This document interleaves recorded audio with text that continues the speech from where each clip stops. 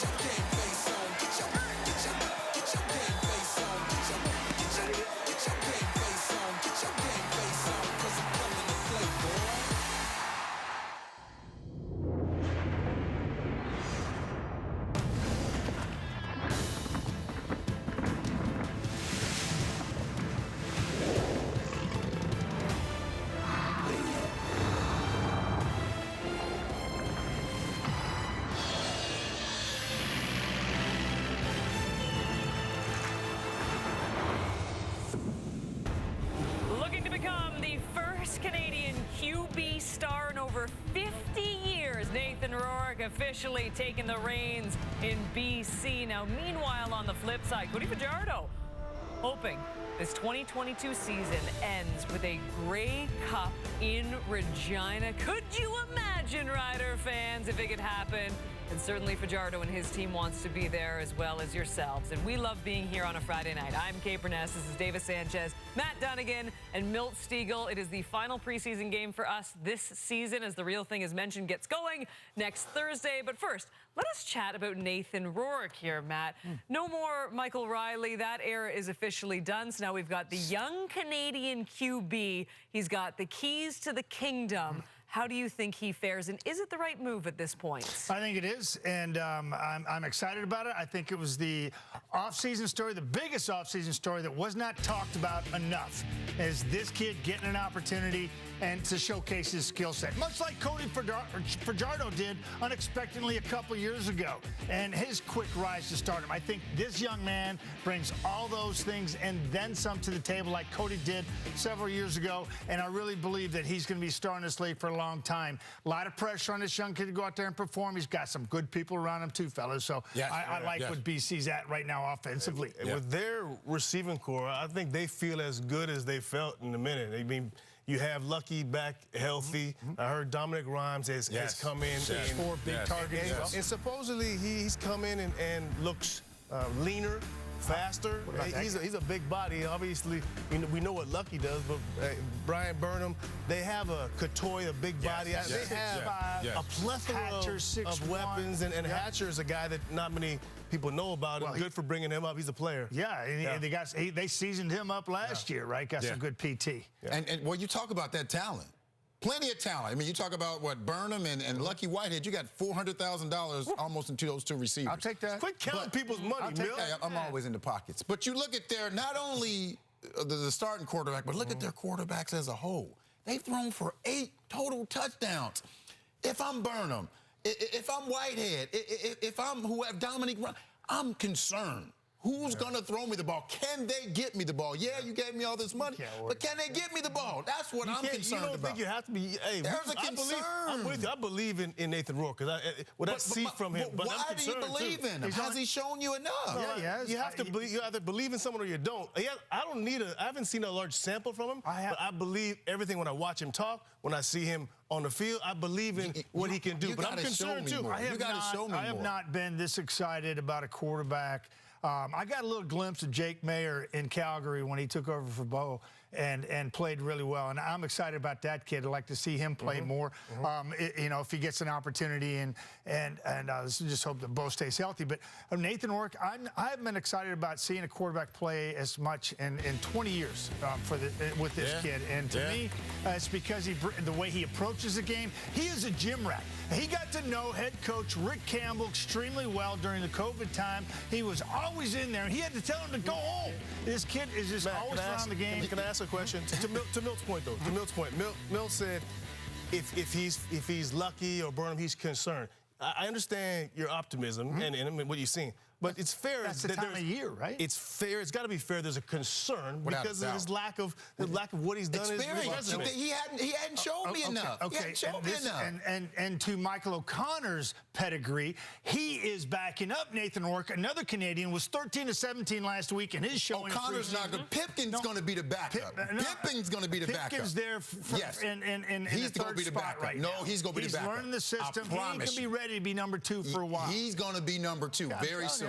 I guarantee. I think they're all in on Rourke and Michael O'Connor. Yes, and I'm concerned. Yeah. I'm concerned. Wow. If I'm a BC Lion fan, I'm concerned. I'm concerned that this is a preseason game, and I've got 3 more topics to get to, and I'm not getting to any of them. So my apologies. And don't forget, coming up after the break, we won't be talking anymore. We're going to send it over to Dustin Nielsen, Glenn Suter. It is the second half of our doubleheader, the BC Lions, the Saskatchewan Roughriders, next on TSN.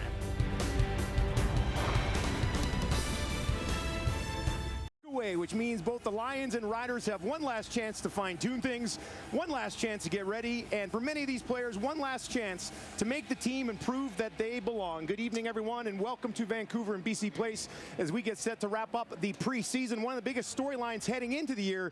We're going to get a look at him tonight.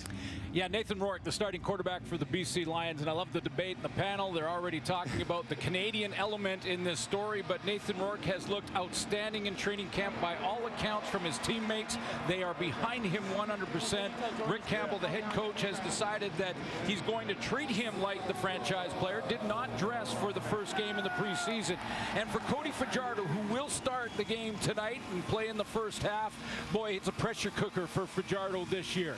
He's got a brand new baby. The Grey Cup's in his city. He's been knocking on the door for 2 straight years in the West Final. Can't get across that threshold. This is the year for Cody Fajardo. Time to take it to the next level for his head coach as well, Craig Dickinson, in his 3rd season, 22-10 so far with the Riders, but a couple of West Final defeats against you-know-who, which doesn't sit well with Riders fans, I'm sure. And on the other side, Rick Campbell, been with the organization now heading in for 3 years. Of course, one of those seasons didn't happen, so he's in his 2nd season as Lions head coach, 5-9 last year, and we are ready to get this game started. Thank you very much for joining us here on a Friday night on the West Coast. And this will be taken at the 15, brought back up to around the 35. Jeremiah Hadel on the return for the Riders, and that is where this offense and Cody Fajardo will get the ball. Yeah, unlike a few weeks ago a few days ago, I should say, against Winnipeg in the first preseason game, we'll see a lot of the Saskatchewan starters, including Cody Fajardo. There's his touchdown interception ratio. Back in 2019, he was best in the league at the deep ball. That fell off in his sophomore season in 2021 in the shortened season, but got a good camp. He's got his starters around him. Had a huge year in 2019. Mediocre season last year, and he'll turn around and hand this ball off to a guy who's going to have a lot of opportunity this year, filling some big shoes, and that's Jamal Morrow, and he gets stuffed on first down. Yeah, you mentioned his 19 year, and Cody Fajardo, when you look at the last 2 seasons playing with that missed season in between in 2020, 21-8, the win-loss record, over 7,000 yards passing, and again, 2nd year as a starter in 21 in the shortened season, no training camp, missed season. Timing was off with some of his big targets, but they've been working together all camp and had a great camp. 2nd and 8 here for the Riders. Fajardo over the middle. Got it into the hands of the intended target, but Jacob Prawl was not able to haul that one in, and that'll bring up 3rd down for the visitors. No, but an accurate throw. You know, a real accurate throw, because there was a defender underneath, and Prawl had a shot at it, put it right out in front of him where he could go and get it, and that just threw the hands of the rookie receiver, trying to make a name for himself as quickly as he can, but to bounce back from that. Good throw, though, from Fajardo. A lot of talk about the Riders offense, trying to take it up a notch this year, and you're going to have a couple of guys. Evans was hurt last year. They didn't get Duke Williams till later in the year. That's 2 massive weapons that they will have for hopefully the entire season, as this is kicked away. It'll be taken after a 47-yard kick along the near sideline, and eventually forced out of bounds is Monte Crockett on the return. Well, here he comes, Nathan Rourke, and it's going to be interesting to watch him play. And I agree with Matt Dunnigan before the game when he said this is exciting. It's exciting time, and we'll have lots of time to lean into the Canadian part of this story. But I think the entire organization is hoping that the fans, football fans across the country, will just put aside the passport for a second and look at a great quarterback prospect for the BC Lions, because he has been nothing but excellent in training camp, and his teammates love the guy.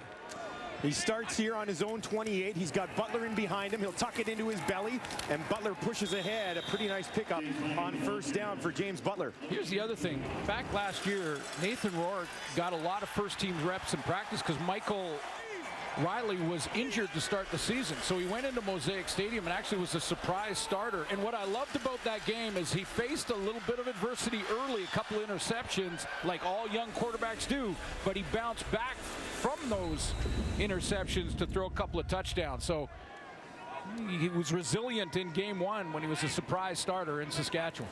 2nd and 4 for Rourke. Has some time over the middle. He's got a completion. He's got a first down. And that'll be taken just outside the 40 by Javon Catoy. Big target in Javon Catoy, who again is another one of those guys that you got to believe is going to just have that light switch go on and is going to become a '1 target for the offense. And look how he just, that's inside route from the #2 spot. Straight up mismatch with that size. Like you said, big guy, 6'5", 230. Yeah, just block out like you're trying to rip down a rebound. You don't see a lot of guys carry that size at the receiver position in the CFL. 1st and 10 on the 41. That one in and out of the hands of Rhymes. And luckily for him, it did fall incomplete. 2nd and 10. So Nathan Rourke grew up in Oakville. Senior year in high school, went down to Alabama. Ended up at Ohio University, and then just broke all their records as a Bobcat. 3 straight bowl games, won them all. MVP of the Potato Bowl after that. I mean, the guy has the resume to get this opportunity. And it is a big opportunity. Glenn mentioned a lot of the weapons that he has, and he has some of the elite receivers in this league. There's a completion. That's going to be a first down. Some fine work there by Catoy after making that catch. You just sometimes you from watching Javon Catoy throughout the last couple of years, already in a couple of plays in this opening series for BC, I just see a little different level in confidence. I mean, just catching the ball with confidence, breaking a couple of tackles, 11-yard gain. Nice pickup for Catoy, getting involved in this offense in the early stages of this final preseason game. Cannot wait until next week. 4 receivers to the right here for Rourke. He'll hand it off to Butler, and another pretty good first down carry from James Butler, who had almost 500 yards on the ground last season. Yeah, about a 5-yard average. Played in what was it, about 10 games, I think, 10, 11 games, and the feature back. So, I've always said that players coming up from the U.S. specifically in that second year, now they know how to train in the offseason, because you're never really sure as an American. For the style of game for you're the playing? style Okay. of game, for the speed, for the size of the field, and all the dimensions and nuances of Canadian football. 2nd and 3. Back to Butler again. Butler pushing ahead. I think he's going to be just shy of the 3 yards that they needed, and the ball will be sitting there just on the Riders' side of the field. We've got some of the starters up front, Joel Figueroa and Suk Chung blocking for the starting offensive unit. You've mentioned some of the receivers. We've seen Catoy. We'll see Keon Hatcher, Lucky Whitehead, and Brian Burnham, who signed a new contract this year for a year. Rourke, the keeper, flag on the play. A second flag coming out late. You saw fly into your screen, but it was a push ahead by Rourke. More than enough for the first down. It is quite interesting, though, when you talk to Rick Campbell and offside, Saskatchewan, defensive line. 5-yard penalty, first down. the BC organization about Nathan Rourke, and I was on some conference calls with the entire media and listening to Rick, and they talked about Nathan, and they said it's interesting because everyone's calling this a gamble because Nathan Rourke is a Canadian. So because of he's a Canadian, it's a gamble. it's not a gamble. He's a great prospect with an excellent resume, just like a lot of quarterbacks that have played down south. And he's earned the right to get this chance. 8th play of the drive. Rourke out into the flat. He's got a completion, and that one will be pushed ahead almost for another first down as he gets his fullback Mackey involved for almost 9 yards. Boy, and he's got some weapons. Another year for Mr. Highlight Reel Brian Burnham. You just wonder what he's going to do to get us up out of our seats again. There'll be a few times with him and Lucky Whitehead that I'm sure BC Place here will be brought to their feet. Well, and the combination of the two. Yeah, you know, dangerous. That's what was so exciting when Lucky Whitehead had a chance to play, and you just think about those two into the boundary as 1 and 2 weapons for Nathan Rourke to just feed some great guys. You can throw a hitch pass to Lucky Whitehead. It's an ideal situation for a young quarterback. You've got these two receivers, both had major impacts on the game in different ways. 3rd and inches now. They're going to try to push it ahead again to keep this drive alive. Rourke trying to find a hole. Looks like he got it. He just needed inches. That should be more than enough, and the BC Lions offense will remain on the field. He's athletic too. I mean, 39 games for the Bobcats. Nathan Rourke threw for 70 touchdowns and over 7,000 yards, but he also ran the ball for over 2,600 yards and 49 touchdowns in his college career, again breaking all their records. So he's a great athlete too when he gets outside the pocket. Nice to see starters on starters here. You know, as opposed to a bunch of second and third. Just so you can get the confidence of playing against if you have a good game today, you're, well, I did it against the Riders starters in the first half or however long it lasts. Now he's going to swing it out into the hands of Whitehead. Here goes Lucky Whitehead, takes it down towards the 20. Little stumble, and he's going to fall at around the 21. But anytime that guy touches the ball, I don't know if it's everybody, but I get a little excited to see what he can do. Well, exactly. I mean, you just felt the electricity when you see this guy just number 3 out to the wide side of the field, which isn't quite as wide as it was before. More balance. We mentioned the hash marks in our first game and how they've changed and got closer to the middle of the field by 4 yards each side. So it should bring more balance and give more space to guys like Lucky Whitehead. 11 yards there for Whitehead. Rourke is 4 of 5 for 39 yards on this opening drive. Once again, out to Butler. And Butler got his fingertips on it, but could not haul it in, and that'll bring up a 2nd and 10 for Rourke in this BC offense. Yeah, they've had success in this first drive on first down, which has really helped Nathan Rourke. I mentioned last year getting a chance because Michael Riley was hurt. Yep. Coming out of training camp through a lot of camps. So Nathan Rourke ran with the first team for a ton of it. You know, and he, like I said, he faced some adversity in that first game against Saskatchewan, but bounced back from it and got to know his #1 teammates. Burnham and Whitehead to the left. He's going to come over the middle, guns one in there, and that is complete once again. And Catoy is having himself a drive to start this game. Really nice accuracy here in the window in a zone defense to get Catoy outside to the left of your screen. He'll just sit down, and Nathan Rourke has to throw it low and away because that inside linebacker was closing fast, and that's Darnell Sankey.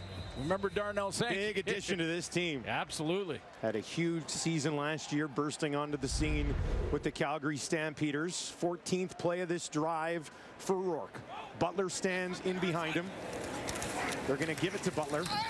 Butler couldn't cut it back. Riders were all over it, and that'll bring up a 2nd down situation. 2-yard loss for Butler on that carry. Yeah, great play by Pete Robertson there to step up field and just cut off the escape lane there for Butler to the outside. He was trying to bounce that, and when you have contained responsibility and you lose it, big play happens and the tailback scores. But not that time. Pete Robertson got that contained, turned it inside, and his teammates helped him out with the tackle. Showed some flashes last year, did Robertson. He's in his 2nd year at Texas Tech.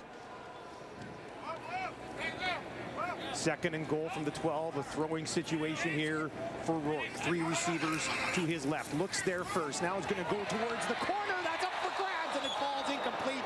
And of course, he was looking for Catoy once again, and Devon could not haul that one in.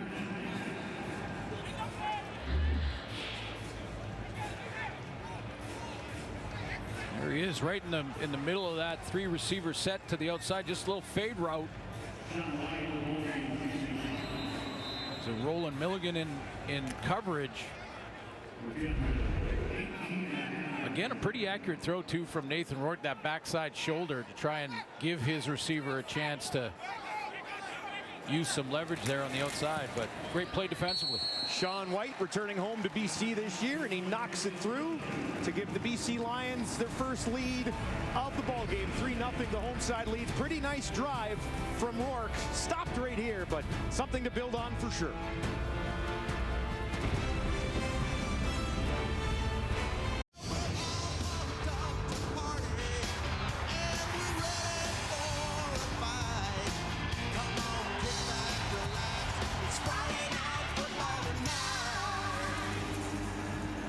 Big-time football is back. Cannot wait. The CFL regular season kicks off on June 9th with an action-packed schedule rolling into the weekend. Tune in on Thursday as the Alouettes take on the Stampeders at 8:30 Eastern, 5:30 Pacific, exclusively on TSN. We love football. We love preseason football, but we really love regular season football. We're getting there. And Red Blacks Bombers, that's the Friday night game. 25 years, 1997 was our first year of Friday night football.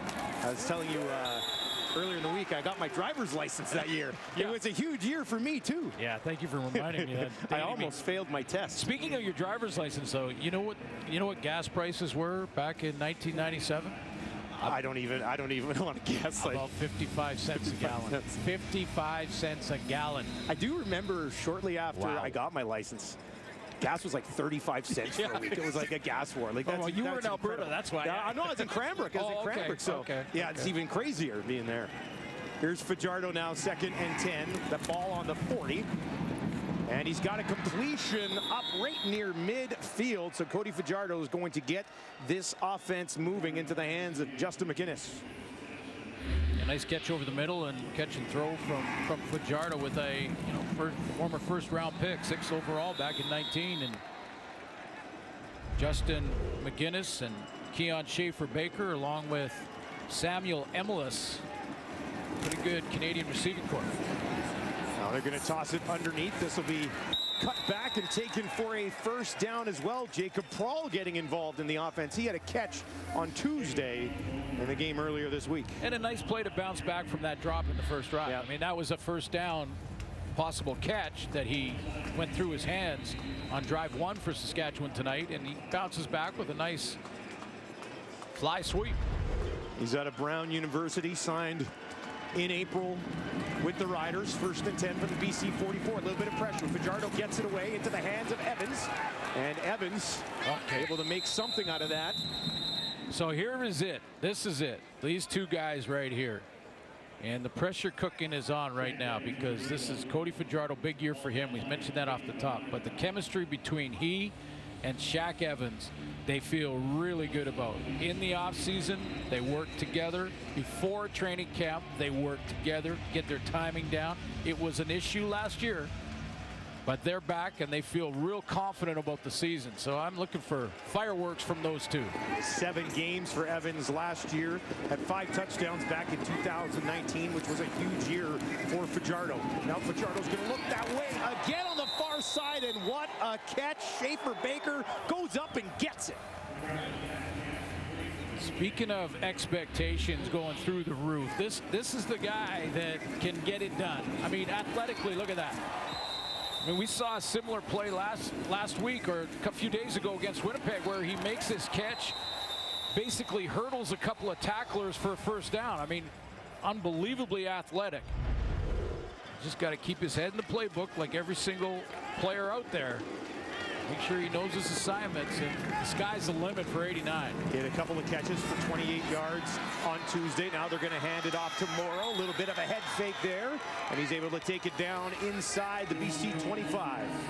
12 games last year. He had 47 catches for 563 yards and a couple of touchdowns, but a couple of real spectacular plays, like plays where you go, wow, like that's above and beyond. So you take that athleticism and then you combine it with concentration and discipline when it comes to the playbook and all of his assignments.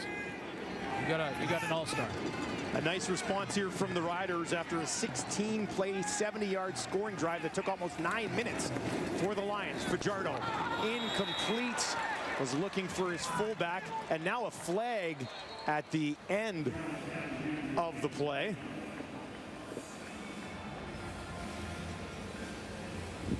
Albert Awachi trying to get out into the flat, maybe just took a peek as to where he wanted to run before securing the catch. But let's take a look at the penalty, because looks like they're talking to the Riders, which means it's against the BC Lions. Unnecessary roughness. BC, number 90. Half the distance to the goal, first down. Matthew Betts. Still pleading his case, isn't he? First year with the BC Lions, being a high draft pick in Edmonton, gets a fresh start here in Vancouver.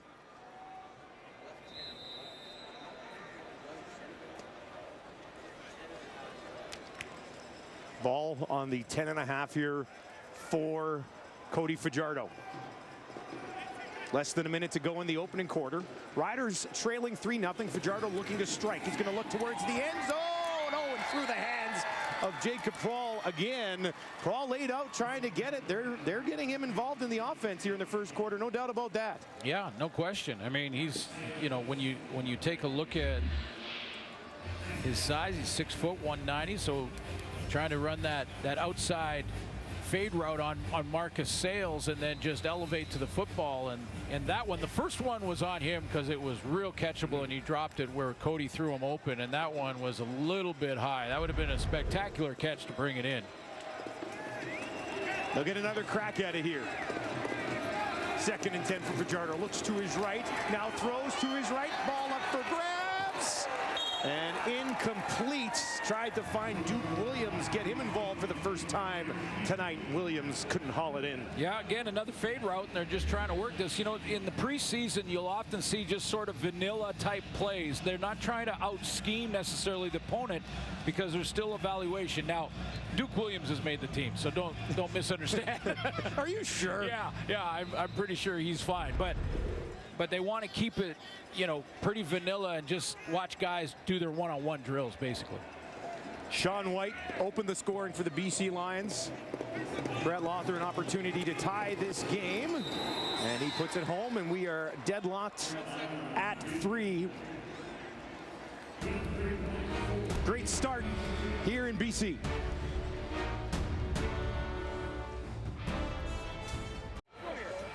Cody Fajardo getting the Riders on the board, tying this game at 3 at the leg of Lothar. Fajardo 4 for 8, 42 yards on that scoring drive. And both offenses moving the ball well. Very quick paced quarter with that 9-minute drive by the BC Lions, and then the Riders answering back themselves. Yeah, it's encouraging to see, you know, the starters out there, a lot of the playmakers, and Nathan Rourke's first drive all the way down the field. They finished with a field goal. Same with Cody Fajardo on his second. Final play of the quarter. Rourke looks downfield, has a ton of time, has a man wide open. It's Burnham, and he could not haul it in, and that'll bring up 2nd down for the Lions when we return with second quarter action here in Vancouver at BC Place. Both offenses showing some positive signs. We're tied after 1.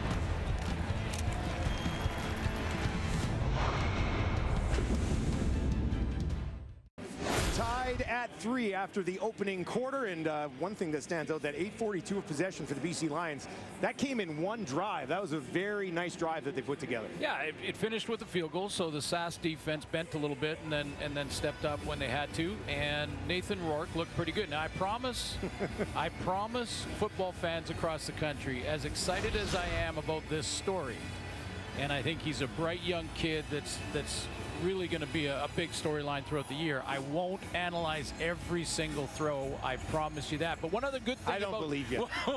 One other good thing about that first quarter that I thought was just 2 penalties. I mean, it went by really fast. And, and listen, if these guys coming out of training camp can be that disciplined, stay away from penalties, and we don't have a bunch of flags flying throughout the regular season, I think we'll all vote yes for that one. Yeah, nobody's going to complain about that. 5 of 9 for Rourke for 50 yards. 2nd and 10 on his own 40 here. A little bit of pressure coming. Goes underneath, and that will be complete to Rhymes. Tries to stretch out, but they're going to be 2 or 3 yards short of the first down. So Saskatchewan on defense, they've got Some of those linebackers in the lineup tonight. We already mentioned Darnell Sankey, but we will see starting safety Mike Edom as well. On the corner, Nick Marshall. So you mentioned it earlier, but BC offense playing against most of the number ones, although I don't think AC Leonard's here. He is not. Adele takes it at the 15. Cuts it back, trying to kick it to the outside is Jeremiah Hidell. Good coverage downfield, though, and nothing really opened up. There's a flag out at the 45. Came in right at the tail end of the play. Did I jinx it? Yeah, I was going to say, we should have never said that. I shouldn't have said anything. During the return, holding Saskatchewan, number 78. I'll say this. Penalty, first down. Take a look at the last 5 years under Coach Craig Dickinson and what Saskatchewan. I mean, this, I'm telling you right now, this is going to drive you nuts. I mean, those are his 2 years, right? You're right there. And I asked Craig Dickinson, and I mentioned this a few days ago, but I asked him, what do you have to do overall from a big picture type of way to be better? He said, we got to be Winnipeg. Which everybody is saying. Everybody in the West is saying the same thing. Got to be Winnipeg. But knowing the history between the Bombers and the Riders, obviously the Riders want to beat Winnipeg. Fajardo now looking down the field. Duke Williams! Oh, he can't haul it in. Dropped it in over his shoulder. Some help came defensively, and they were able to bat it away. TJ Lee coming over to help out there with Gary Peters. Yeah, I like this move. I really do. TJ Lee has played pretty much every position in the secondary, but new defensive coordinator Ryan Phillips, who moved late in his career to the free safety spot, has put TJ Lee, who's a veteran of 7 years, all with the BC Lions. Now he's playing free safety. Able to make some plays from that spot. He had 71 tackles last year, among the league leaders, 4 interceptions as well. Here's Fajardo. He's in trouble. Can he get out of it? He does. Cody Fajardo now takes off on the run outside the 20. He's got a first down, and that is what Cody Fajardo may do better than anybody else in this league. Yeah, and that's one of the reasons that I think if you looked across the league right now and you said to a lot of the media members, who would you pick as your #1 quarterback going into the season? You could pick anyone you want. Who do you pick? A lot of people would say Bo Levi Mitchell. He's the top guy, but a lot of people pick Cody Fajardo because of that dynamic that he could take off and run. Got to get a mention in there for Zach Collaros and back-to-back no question. Grey Cups as well. No question he'd be up there. But we've already talked a lot about Winnipeg in a Saskatchewan game, and I think fans fans back in Regina are going, okay. Enough's enough. 4 yards for Morrow.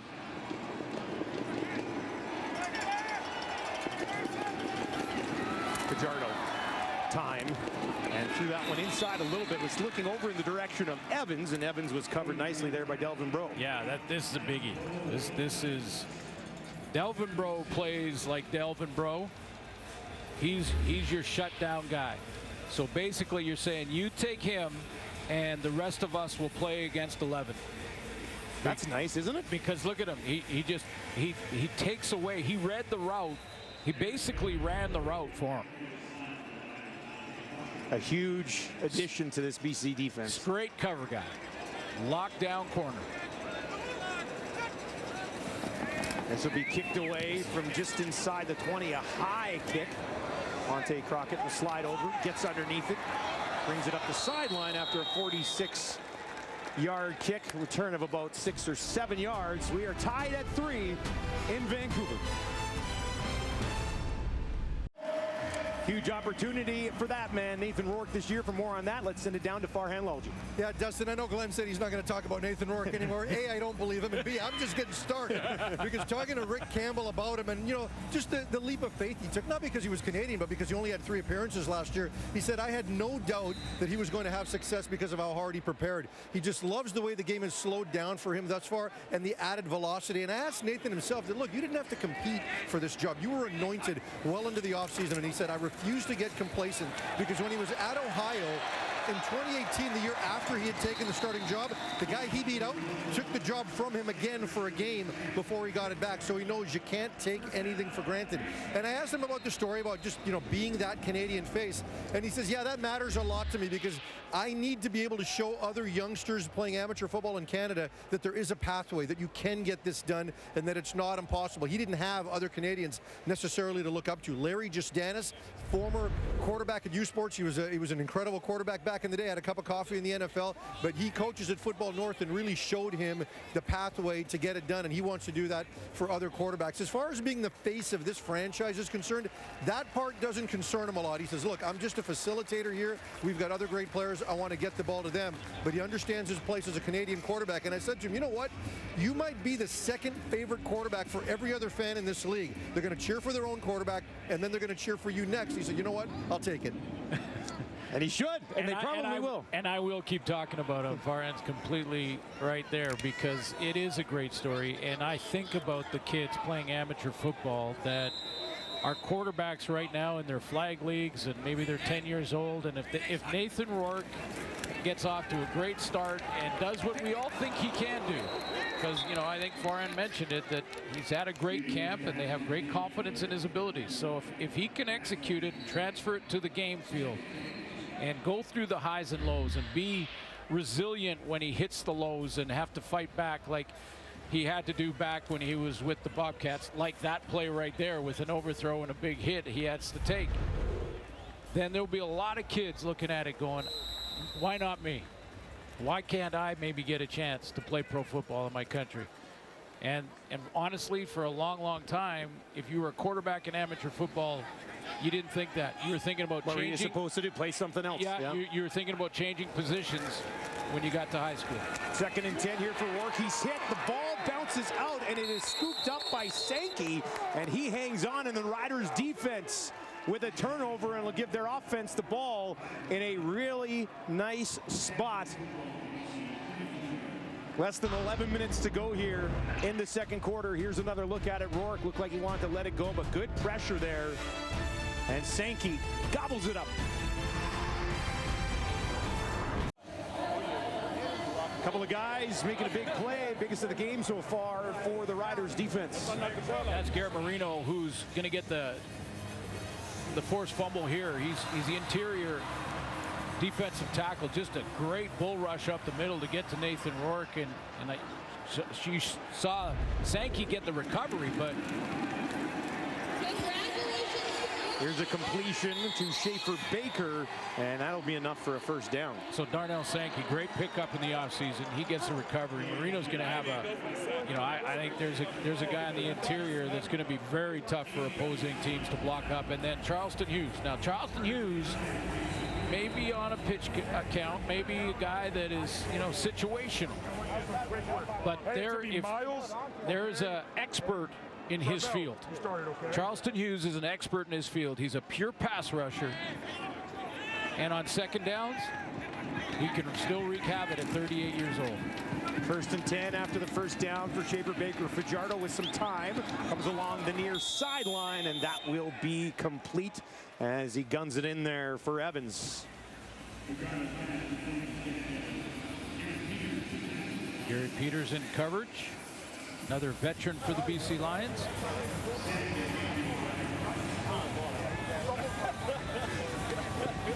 Just short of a first down. We're talking inches here. They're 4 for 7 on second down so far in this first half. I mentioned to our producer, Chris Edwards, that I'd like to see Garrett Marino coming out of break and Charleston Hughes as well. And here we go. Side by side, deep shot down the field, and he does it! Duke Williams, get out of here! Big time catch! As Williams turns around, reaches out, and hauls it in, and the Riders strike a big shot from Cody Fajardo. Yeah, we mentioned, we established in the first quarter that Duke Williams made the football team. Like, there was not a concern there. But this is going to be that same fade route he ran in the first quarter. They didn't connect that time, but they're going right back to it. Watch the catch at the top of the route. He turns back inside so that he can fight off his defender. And then it looked like with the one hand, spins back around, great body control, being grabbed. What a catch. Oh, did he make it? Did he make it? Did he make it or did it hit the ground? Yeah, I was going to say great effort, but did he pin it on his leg here after it hits the ground? Hold on. Yeah, no, I think it hit the ground there. All the scoring plays automatically reviewed, so they're in that process now. I don't think this is going to count. Whether it counts or not. I know. Spectacular And play. you'll make a ton of them. The previous play is an incomplete pass. Saskatchewan football. You know who saw it first? He's going to make a ton of them as the season goes on. Edwards Cooper was right on top of him. Like, he looked over and he saw it right away. He started waving incomplete pass. So you're going to see a few of those from Duke Williams throughout the season, no doubt about it. Just to finish that thought, though, I mentioned to Chris Edwards, our producer, can we see Garrett Marino? And he got us a shot of him. And so I also want to see Charleston Hughes. And just as that was happening, Charleston Hughes walked over to Garrett Marino. That's the veteran. That's a vet. He knows where the cameras are. All We're right. going to see a challenge here. Challenge flag. Well, it could be for pass interference. If he felt like there was some contact from Edwards Cooper. Is that why Duke was making the catch with one arm? hand? Was he holding back the other hand and not allowing him to reach across? Saskatchewan is challenging the previous play for pass interference. The play will be reviewed. Okay. Craig Dickinson firing right back here after having this overturned. Here's another look. Well, now we're looking at it for something different than the catch, and it's the left hand on the shoulder pad. And did he not allow Duke Williams to reach with that right hand?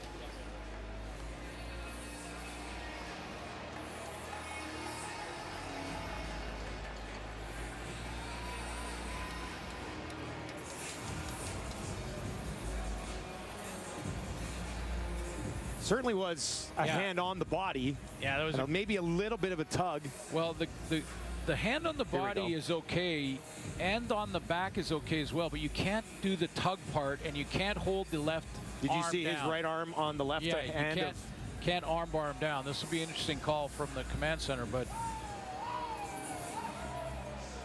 would that be what you think the determining factor is? Yeah, the tug part, because you can ride your hand on the chest or back, but you can't pull them, and you can't arm bar. I think that was the big one, right? Yeah. Using his arm to keep Williams' left arm from coming up.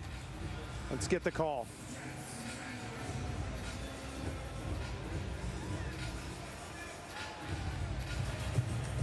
After review, we have pass interference. BC number 29 in goal. Ball will be placed at the 1 yard line. First down. Good challenge for Craig Dickinson. Yep. Yeah, when we watched the first play originally, we weren't thinking, oh, definitely a pass interference. So he saw something. Yeah, we were all looking at it to see that this looked like a spectacular one-hand catch, and then reviewed that it bounced off the turf, and so that was the first thing that everyone's attention was on, including ours, and I think Fajardo's, and then that was ruled one way, and good challenge from Craig Dickinson. Put it on the 1 yard line. Some points taken off the board, and the Riders now with an opportunity to put them right back on it and get this lead for the first time tonight. Fajardo keeps it, and he's in. Touchdown, Riders. Cody Fajardo finishing the job. Great play on the play fake. This is just an outstanding play fake, and all those young quarterbacks we're talking about that are watching, watch Cody Fajardo execute the play fake on the run to draw the defender to go tackle the tailback who doesn't have the ball. If you're lazy with that play fake, this play doesn't work because you're contained. But look at the influence of the play fake to get him out and around the corner. Saw Gary Peters waiting for him and then cut back in and found his way to the end zone. That was Purefoy. Now, he may have had that assignment inside, but hit the post. And this one is off and upright, and the score will remain 9-3. Riders on top by 6 here on the road after losing earlier in the week. Cody Fajardo doing what maybe he does best as he finds his way to the end zone. Got some catching up to do. I do. Because you gotta get to Top Gun too. I do. It's on the list of things to do here maybe in the next 4 or 5 days. Because I am dying to talk about it. No spoilers. Yeah, exactly. Come on now. Other kicks this away. That'll be taken on the 16. And brought back close to the 30 by Bruce Anderson. Of course, the Matrix is that great scene with the bullet flying by, and he's contorting his body. Oh, yeah. And who do you think of when you think of the Matrix? You think of that guy right there. Been able to contort his body in so many different ways and come up with that football. Just a human highlight reel that's over 6,000 yards in the last 5 seasons. And some of them just spectacular. I mean, 965 last year in the shortened season, so he would have been well over 1,000 once again. we get our ISO director sometimes to go and help us put these packs together and find, you know, exactly where the highlights are. You don't have to look far. You can go back to the final week of the season or the week before that or whatever it may be, and you'll find a big catch from number 16. He's been doing it for a long time, and he's been doing it very well for that entire stretch. And once again, we talked about it with Rourke. You've got a guy like Brian Burnham, and then he mixed in Lucky Whitehead. We went to Javon Cotoy a lot earlier in this game. Now Rourke's going to look down the field, and that's going to be complete to Rhymes, who's another one of these guys that people are really excited about. Yeah, he had an ankle last year, so he only played in 8 games, but Dominic Rhymes is the trailer back here in this formation to the wide field, but watch at the top of the route when he comes back, takes an extra step back and reaches back for it. That gets him just the separation he needs for the 18-yard catch. So the one step in the reach. That reach back yeah. was how he kept the defender behind him. 18 yards. Rourke to Rhymes. Flags here, Rourke. Whitehead, and Whitehead will hang on with those flags sitting on the field. Offside, Saskatchewan, number 39. It's 5-yard penalty. Repeat, first down.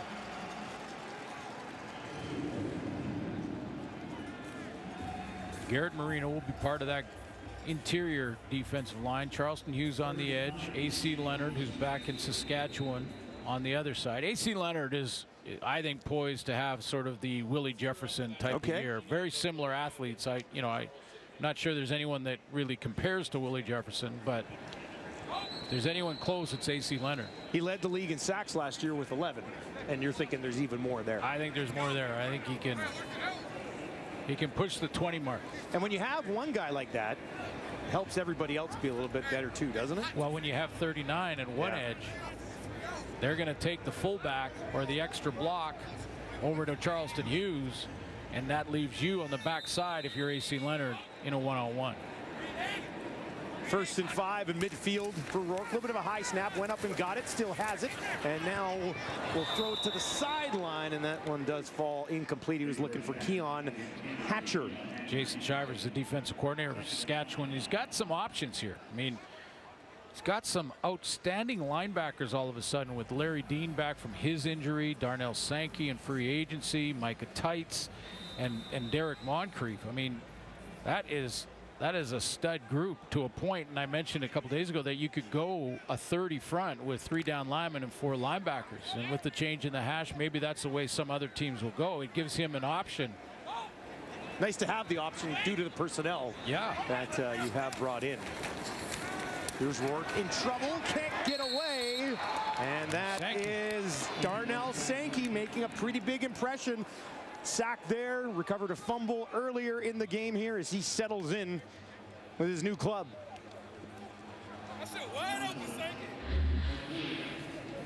Yeah, and all reports from training camp for Darnell Sankey was not only is he the guy that we saw in Calgary between the tackles, when we see him right there, but apparently he did a real good job in camp of covering receivers and running backs out of the backfield.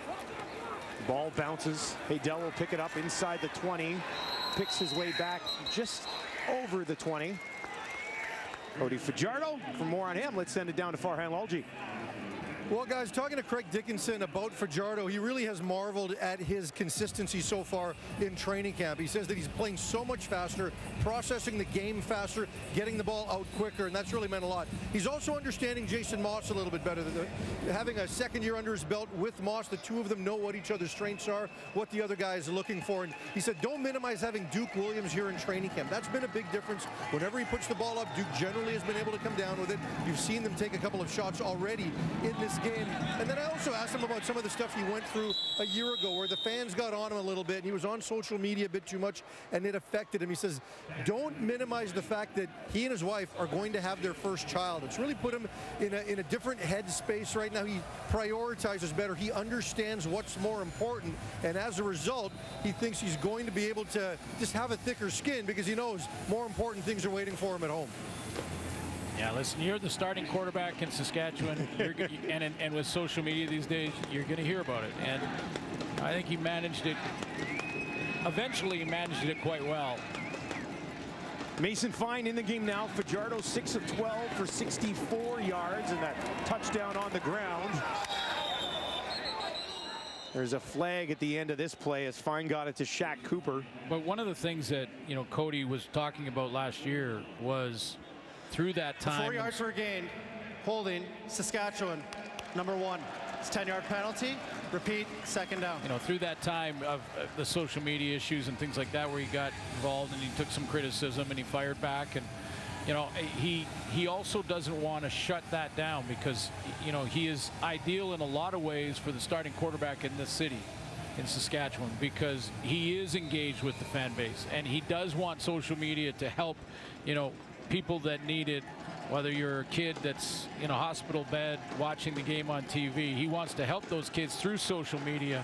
So it's a balancing act, but he does have that great new perspective, and the priorities are family first, always with Cody, and team first, and he's going to have a big year. This guy is expected to be his backup. Fine moves it ahead on this play, but not enough. Fine was a 13 of 18 for 114 yards, touchdown and an interception on Tuesday, 72.2%. Quick turnaround for the guys who did play on Tuesday to be out here again on a Friday night. Well, hey, we hear all the time when you talk to coaches and football players and say, especially when you lose a game, and you say, I'd play tomorrow if we could go after him again tomorrow. What was your quickest turnaround? Do you remember? I don't know. Ever do a 3-dayer? Oh. A little bit of a bobble, but they still get it away. And it'll come down to Crockett.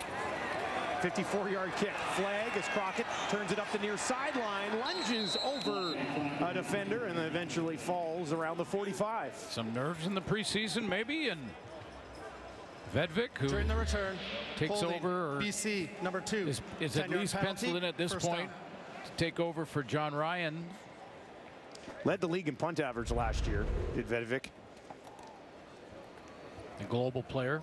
Sorry, that's Flintoff on the other side. Flintoff, 48.3 yards. He was first in the league last year. Oh, Vedvik's got a big leg. Yeah, well, we just saw it, and that was a good kick. I mean, a lot of sort of discussions on the John Ryan and the global player and all of that kind of thing, and still a great ambassador in Saskatchewan, and what a football career John Ryan had, not only in the CFL but also with the Seahawks in the NFL. BC on their own 21. Rourke fakes the handoff, now rolls to his right. Comes underneath to Rhymes, who may not have got back to the line of scrimmage.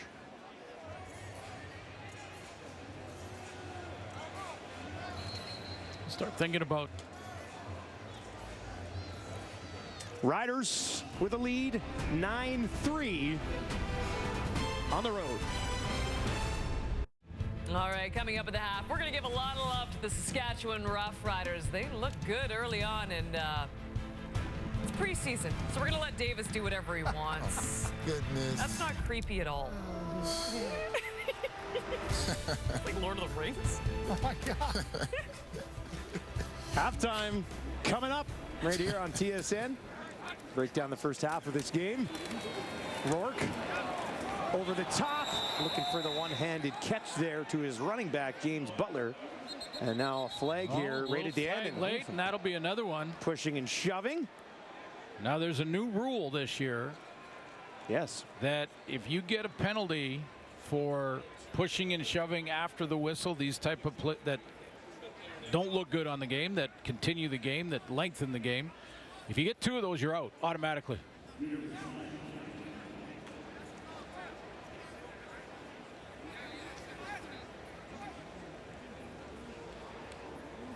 CJ Rivas is down on the field, along with about 4 flags as they'll try to sort this out. Here's a good wide look at it. Yeah, Rivas wasn't in the pass rush there. There's the punch. There's no question that's a penalty from Philip Norman. Norman went up and went at Lanier there as well. And then DeMarcus Christmas came rolling in.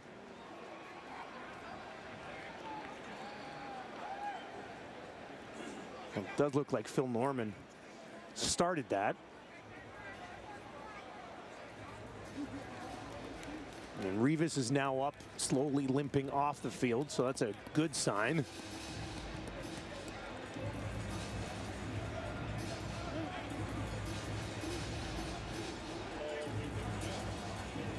As you saw him go down at the 30 there. Yeah, I actually pointed out the wrong guy, and there goes Norman to the room.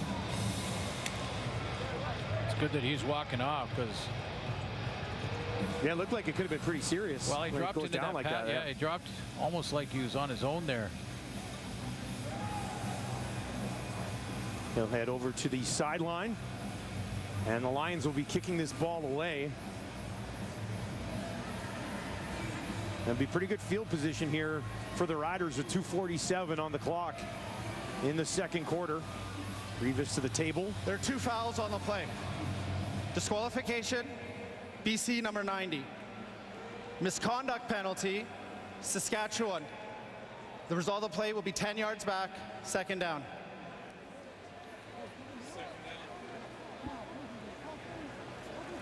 So that's the last we'll see of Phil The misconduct Norman. penalty is on Saskatchewan 91. Saskatchewan 91.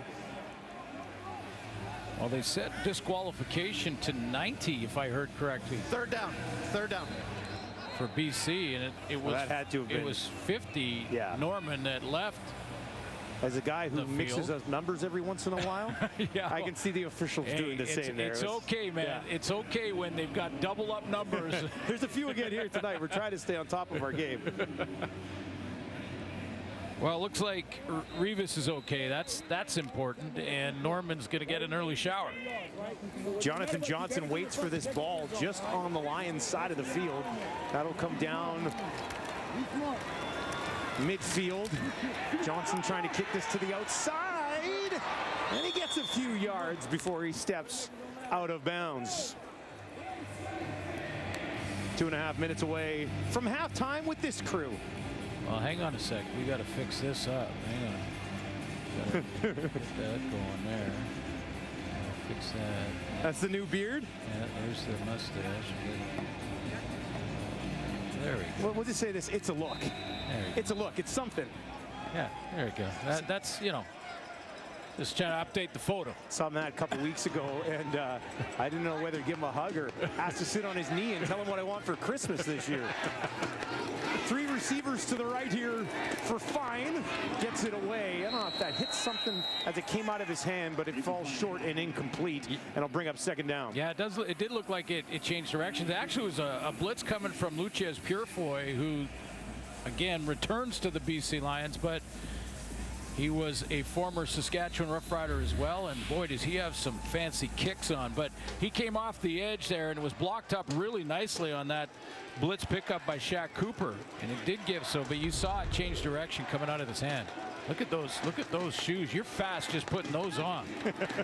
Here's Fine to the left, has a completion, and that'll be pushed ahead. Good second effort from Tevin Jones, who started the game on Tuesday with a fumble, but then settled in nicely, and now he gets involved here with 11 yards.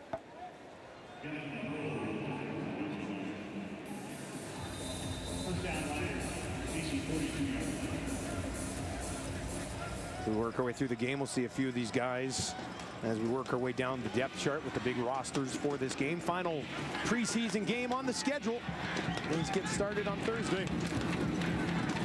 And that is blocked and knocked away, and we'll have to get used to seeing that again as Boom Guacham gets home right in the face of Fine. Yeah, another one of the guys that is now in his second year. He's, you know, he's a mature player at 31 because of his history through the other league and you know, finally finding his way to the Canadian Football League, but had a good year when the expectations coming out of camp were huge for him. Like, they just couldn't be blocked in camp, and then it was a good year, don't get me wrong. 4 sacks. But year 2, now you expect big things. 6'5", 250. This one is batted down as well. And that was Williams coming in from his middle linebacker spot and making the play. There's your outstanding rookie in the Canadian Football League. What we a haven't season. mentioned him yet, but now is a good chance to do it because he made the play and got our attention again. I mean, you take a look at his season from last year, a first-round pick, 92 defensive tackles. And he'll be forced to stay on the field here. 3rd and 10, and the Riders will go for it from the BC 42. Mason Fine in at quarterback here. Fajardo sitting down for the rest of the night. Fine waits, sends a shot down the field. There's a flag on the play. Looked like a PI, and this might keep the drive alive. But Daniil Cooper on the corner route. They're going for Picton.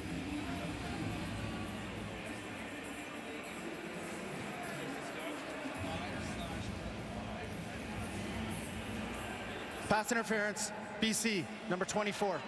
Ball we placed at the spot of the foul, first down.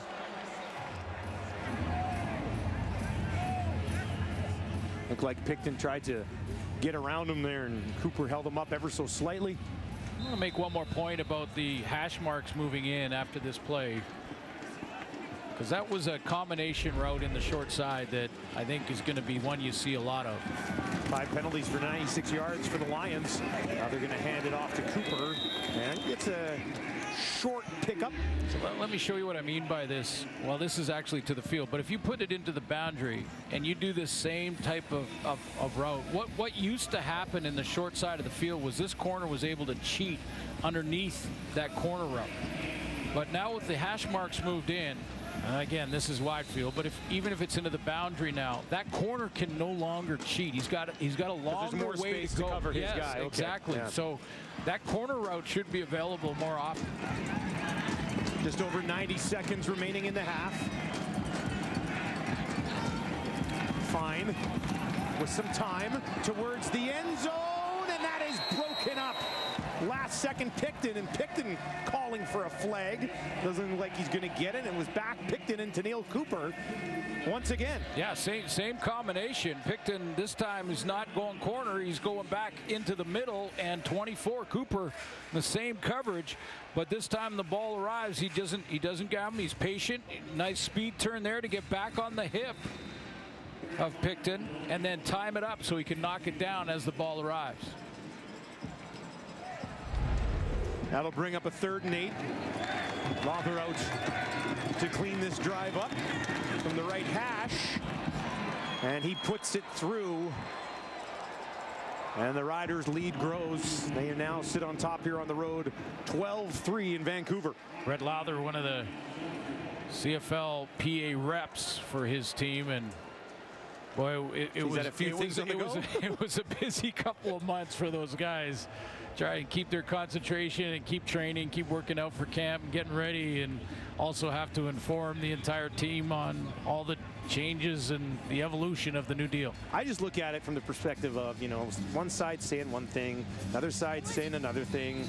Everybody's frustrated, but the bottom line is deal got done. Yes. And regular season begins on time next Thursday, yes, which is what the end goal was. Yes, right? And it's a 7-year deal, which means we don't nice. talk about this again for 7 years. Rourke, first down as he got it into the hands of Catoy. That's Catoy's 4th catch of this ball game. And you wonder if you'll see any more of Nathan Rourke in the second half once they go in and change him. We may see Michael O'Connor come back out. Antonio Pipkin just signed with the Lions after injury situation their first game. So I'm sure Pipkin will have all the offense down just yet. From their 51, a lot of time. And Rourke, who looked downfield and decides to take what he had, and found Keon Hatcher. And Hatcher's going to be about a yard shy of another first down with 66 seconds on the clock. Yeah, still time to push the ball and getting up on the line of scrimmage. Rourke slides under center, pushing ahead. Flags fly as that ball is snapped. Got close to where he needed to be, but see a couple of flags there. Rourke is 10 of 16 for 95 yards here in the opening half. Had that almost 9-minute drive in the first quarter. Yeah, a lot to like about his first half as the guy. And I know it's still preseason. Yeah, I want to ask you about that a little bit because we talked about him a lot. Saskatchewan, number 26, 5-yard penalty, first down. But for him, this offseason, knowing that he's the guy, as opposed to last year, you know, Canadian quarterback backing up Michael Riley, had to have been such a different offseason for him. Yeah, absolutely. And, you know, a different pressure that you have to learn how to manage. And, you know, again, it's a small sample size. I think Brian Burnham was offside there. Yeah, he definitely jumped. Whitehead would have had enough for a first down, but it does look like Burnham over to the right of Rourke was ahead of the play. But yeah, I mean, he's my only offside. BC, number 19, 5-yard penalty, first down. I'm going to say it was Rhymes. But you know what I like? You know what I like about this short sample size, small sample size in this first half with Nathan Rourke is that he looks like he's running the offense. I mean, he's not looking to one receiver and then running. He's running the offense. He's reading the defense. Sometimes he'll take that dump pass or the little push to the flat kind of route. Be patient. Here he is again with some time. Dumps it off underneath. Butler can't stay on his feet. He is spun down and wrapped up by Sankey. This is going to be a good linebacking group. I mean, Darnell Sankey, Larry Dean, Micah Tights, and Derek Moncrief.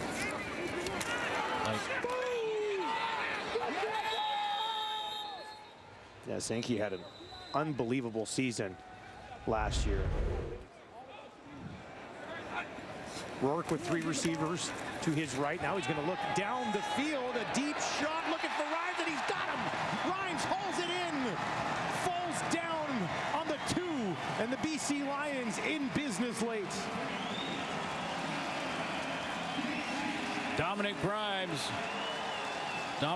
on the outside, and you know, I like his veteran move. He gets press coverage and just gonna beat the line of scrimmage. You got to win the route at the line of scrimmage there, get the hands down of that DB, and then get down the field and don't declare the ball's about to arrive until the last second. First and goal from the 2 for Rourke. Looks to the left, looks to the corner, and he's got him. It's Burnham. Touchdown BC. Brian Burnham, his first catch of the game, goes for a major.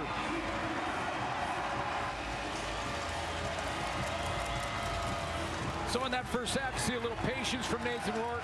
See the completion on the deep ball. He's got a nice arm to get it down to the outside, to the wide side to Dominic Rhymes. And then how about the precision on the corner route to Brian Burnham. Look off, pull the safety, don't let the safety get involved. Nice separation there by Burnham, too. That was not contested by the time it got to him. 7-play, 70-yard drive. Sean White out to make it a 2-point game. And he hammers this thing right down the middle. And a lot of momentum here. If we don't see Rourke in the second half, that's a nice way to head into the regular season. No question. Yeah, mission accomplished. If that's it for him tonight, mission accomplished.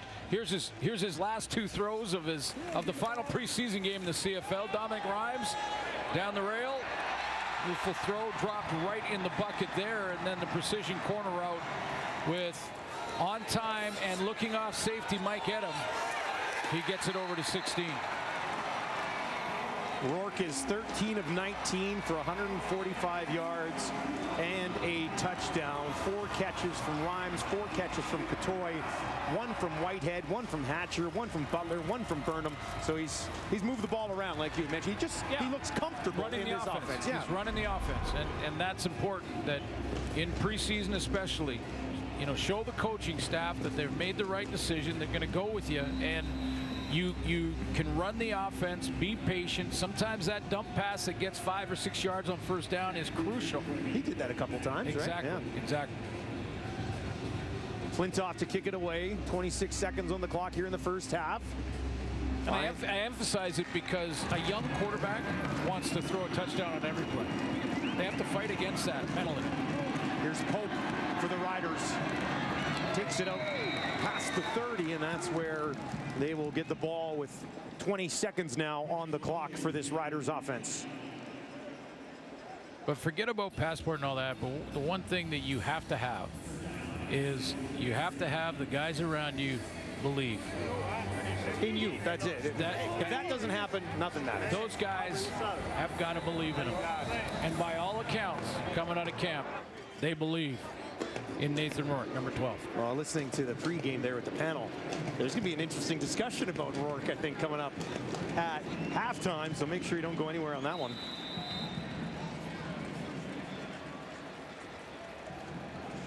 Like we said, a surprise starter in game 1 last year against these Riders, with Michael Riley being unable to play. Yeah, little different atmosphere, though. I mean, yeah, you're a young kid, your first year backing up Michael Riley, and here's the spotlight, kid. And you're told just before, hey, it's Mosaic Stadium, it's jam-packed, they're going nuts in there, and you're starting. Good luck. Yeah. Hey, he survived. No doubt about it. He's ready for the prime time this year. Rourke and the Lions trailing 12-10 here at BC Place in Vancouver. Let's send it back to Kate and the panel. On the flip side, the Saskatchewan Roughriders leading by 2. Kate alongside David Sanchez, Matt Dunnigan. I can do math. What are you looking at? I asked Dusty the question I wanted to ask him. Yeah, hold on, and Milt Stiegel. Now you can Milt ask. Stiegel. Yeah, sorry, Milt. Dusty said when he saw Matt, he wasn't sure whether he wanted to hug him or shake his hand or sit on his knee, but he never actually told us what he decided. He sat on my knee. You have No one needs the answer to that question. No. Never. Okay, we will get to that nice drive by Nathan Rourke in just a minute, but let's give a little love to the Saskatchewan Roughriders. We know that all the additions they made on the defensive side, Cody Fajardo had a really nice deep ball as well. Unfortunately, it was called back there with Duke not catching it. But meanwhile, that linebacking core, I mean, this is going to be a very dangerous team defensively in the small sample size we've seen, Milt. Yeah, and we heard Glenn Suter mention how excited these Rough Riders are about this linebacking core. You talk about Tights, who's not playing today. He's a little injured. You talk about bringing back Larry Dean.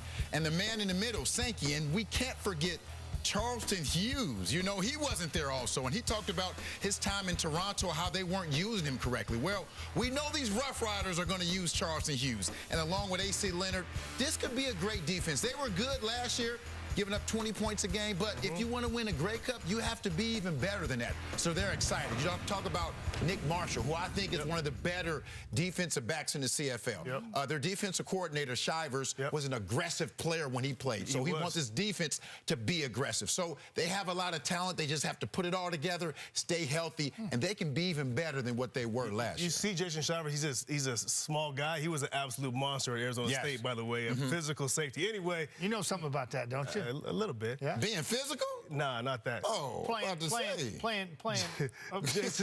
Jason Shivers. Back to talking about the personnel, though, the linebacking core. If you have those guys, that personnel is 4 really good linebackers, I expect aggression from this defense. I expect Larry Dean is probably not perfectly suited to be a will linebacker in the new CFL. With the 9-yard hashes. With the hashes. But if you blitz him a lot, that maybe suits his skill set a little bit more. I expect Jason Shivers, they were 4th in the league last year in sacks. I expect those linebackers to blitz a lot and be aggressive, and I agree, they could be a great defense. Yeah, I look at that, and when they got most pressure on the young Nathan Rourke, it was with twists up front and bringing that extra man and using that athletic ability, not playing the whole body, just playing half of them. And to me, that's smart football defensively.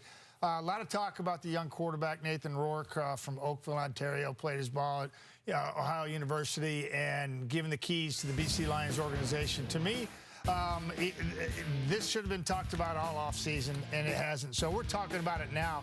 And he goes 13-19 in the first half, 145 yards in a TD. And he just kept battling. You heard the guys at the Parks, Dusty and Suits, talking about how he felt like they were running the offense. Yeah, he's running the offense. He understands the game. He just got to play the offense more, but I think there's good things there. Talk about confidence with his teammates. Yeah, I believe that's there as well. He checks off all the boxes. I'm interested to see down the road Michael O'Connor and see how the young Antonio Pipkin fits in too. So a lot of good things happen in BC right now. I like what I see here, fighting back, and Nathan Rourke at the helm. I'm so excited to watch this kid play the rest of the year. To be quite honest with you too, we've had 2 really good CFL preseason games. Like if we get this in the regular season, all of us will be really just help us, Bill. What you trying to say with some bad games last year, Kate? Yes, there were, especially to start the season. So please, let's keep this momentum going. All right, coming up after the half, we got more on that earlier game between Montreal and Ottawa. Both the Lions and Riders have one last chance to fine-tune things, one last chance to get ready. Nathan Rourke has looked outstanding in training camp by all accounts from his teammates. They are behind him 100%. Now he's going to go towards the corner. That's up for grabs, and it falls incomplete. Devon could not haul that one in. Here's Fajardo. He's in trouble. Can he get out of it? He does. Cody Fajardo now takes off on the run outside the 20, and that is what Cody Fajardo may do better than anybody else in this league. All right, 4 preseason games for tonight. The Alouettes beat the Red Blacks 27-26. The Argos beat the Tiger Cats by 1 as well. What I tell you about all these great games. And then we see the Stampeders absolutely running away with this one, 27-1 against the Alex. And of course, the game you're watching, the Riders currently up by 2. Now, meanwhile, some interesting comments after the Red Blacks and the Owls game. Here's Kahari Jones on his quarterbacks. That's all part of the game, and so both he and Trevor, it was a little up and down, but you know what? I trust those guys with everything, so they're going to be good. And I imagine I shouldn't have assumed, will Vernon be your starter in week 1? We'll get to that when we get to that, but yeah, I like what he did out there, and we're going to be good. Yeah, I mean, no one has actually said that, but that was my impression as well, you know. But will you be surprised if you don't start? I don't know how to take that, you know. Like, I think anybody would. All of us quarterbacks want to be the starter. You know what I'm saying? So, and if you don't, then why are you here? You know. So, yeah, I don't know. We'll see. Haven't even got to the regular season. Already a little bit of controversy, David Sanchez. What is happening in Montreal right now? Kahari Jones, let's get to that now. Yeah. He said, let's get to that. Let's get to that now. Let's rewind that whole thing for the Owls. I'll rewind it for the Owls. Vernon, the answer is, would you be surprised? Hell yeah, I'll be surprised. Yes. And Kahari, will he be the starter? Heck yeah, he'll be the starter. I think he was caught off guard, Kahari, with the question from Shooter. And I think it was a good question, a timely question, and I think Kahari was like, what? Yeah. And he didn't want to diss any one of his quarterbacks because neither one of them played extremely well. Yeah. And then to hear and to see Vernon Adams on the sidelines with his head down, people have to console him, and then at the press conference afterwards, to hear that answer, it was like, that's not what I want to hear out of my number 1 quarterback. I want to say, hell yeah, I'm playing. And I am the starter. You know, it's like, hey, things didn't work out there. You know, it's the first time playing, shaking off some rust. But, dude, it's a long season. I'm going to be here, and I'm balling. That's what I want my guy saying. He didn't say that. That is concern right there. If I'm Vernon Adams, I'm concerned. And I know what you guys are saying. Kahari was caught off guard, but he had time to think about it. If Vernon Adams was, he'd be like, yeah, Shanetti, what do you think? That's my guy. And he still may be the guy. Yes. But if I'm Vernon Adams, and you don't understand. Sometimes I say this. My father-in-law used to say, are you going to barbecue or are you going to mildew? What is Vernon Adams going to do? Is he going to say, this is my team? Yeah, Coach Jones, this is my team, and I'm going to go out there and show it. But he has to go out there and show it. But if I'm Vernon Adams, we all agree he's a starter on Thursday. Oh, absolutely. Yeah, but that leach, about this big. You got Trevor Harris this big. Oh, come on, really? Yes. All right, we'll find out. We'll find out Thursday in Calgary. Calgary. Hey, speaking of Thursday in Calgary, it all kicks off then. You can see pregame 8:30 Eastern, 5:30 Pacific. Then it is followed on Friday Night Football by the Red Blacks and the Blue Bombers. It is a doubleheader on Saturday. The Ticats and the Riders. It all wraps up with the Elks taking on the BC Lions. Coming up after the break, our Farhan Lalji is standing by with Cody Fajardo as his Riders. Currently up 12-10 over the Lions.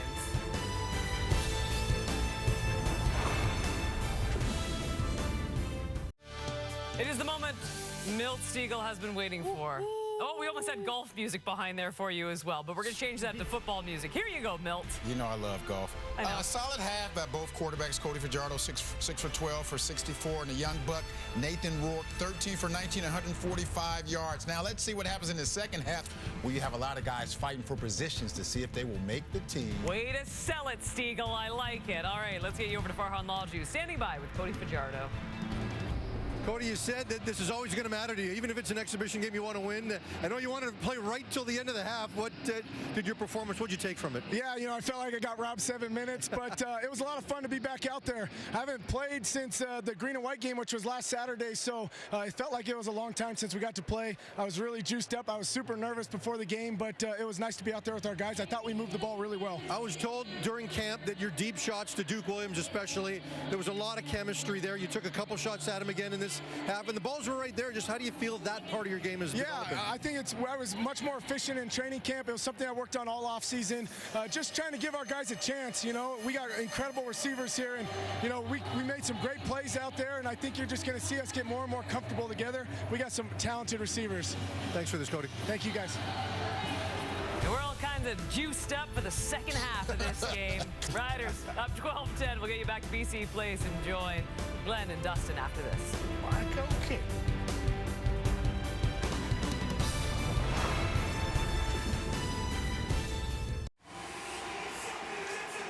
BC Lions trailing the Riders 12-10 at halftime. Javon Catoy, 41 yards. He's with our Farhan Lalji. Javon, a nice finish for the offense there, but a nice start for you as well on that first drive. Just talk about your confidence and your role now as a starter. My confidence has increased significantly. This is year 3 for me, so I'm getting a lot more comfortable. The coaches have a lot more trust in me, you know, so I'm building that confidence every day. You said it was a good start, but I felt like the offense left a lot out there on the field. It's just unfortunate that we have a lot of guys on the team, so we have to play everyone throughout the entire game. How about just how everybody's feeling about Nathan, a young quarterback, young player like yourself? How much belief is there in him? Sorry? Just the overall belief you guys have in Nathan. Yeah, no doubt. Ever since Mike retired, BC as a whole, the whole organization put a lot of trust and faith in Nate. I have like a little nickname from it's faith in Nate. You know what I mean? And I'm just looking forward for the next couple of years to just see how much we can grow as a unit. You know, having Nate under center and just leading our team to a victorious season. Thanks for this, Javon. Appreciate it. Nice first half for Nathan Rourke, who was talked about there by Catoy. Rourke was 13 of 19 for 145 yards and a touchdown. Now we see Michael O'Connor get an opportunity. UBC, Michael O'Connor, Calgary Stampeders last year, real close to getting that start. Him and Jake Mayer, remember when Bo went down? And that leading into that week, everybody's thinking it might be this guy. Dave Dickinson was saying, hey, they both look good in practice, and they went with Jake, and he really put on a show. But this guy's very capable. O'Connor wearing number 11 for the BC Lions. Throws one into the hands of the intended target, Scarfone, but he could not haul it in. As we see the BC Lions move to some of the guys still battling for jobs on this team at the receiver position, something to keep tabs on in this second half. Yeah, my guess is we'll see Michael O'Connor the rest of the second half because Antonio Pipkin is here, but I think one practice for Pipkin being released. Would have been an interesting storyline to have a player play 2 preseason games with different teams. O'Connor hammered from behind. Somehow he held on to the ball, but he got absolutely popped by Nick Daly. Yeah, this was a blind side Blindside hit from the backside by Daly, and let's just see in his one-on-one with Jarrell Broxton. Look at Michael O'Connor, no chance. Clean hit from behind. Big play by Daly up front. A couple of Canada West guys there, Daly and O'Connor. That's great. I know it's just one play, but that's a big play. Yeah, U of R, man. I mean, this is a hometown kid. Saskatchewan's going crazy for him right now. That's great. And then Cody Fajardo and your starting quarterback walks up. And Jason Shivers goes right to the coach him up. Hey, good play, but keep your eyes up and go for the ball. If you see the ball might come out, so you know. Everybody else praising him. The coach is a coach, right? Coach is always a coach. Just reach around there and knock that ball loose. He hit him hard, though. Good job by O'Connor to hang on to that football. And good hair. Oh, that's good. That's good. That's what we call sick flow suits. Oh, sick. Oh, okay. Yeah. It's a thing. Yeah. Not for you and I. No. I don't think my hair is, not capable of that. Towering kick here. Flintoff, that'll be taken by Pope. Just inside his own 40. Never really had a chance to get going after a 54-yard kick from Flintoff. Well, the organization, Jeremy O'Day. That's for you, dog.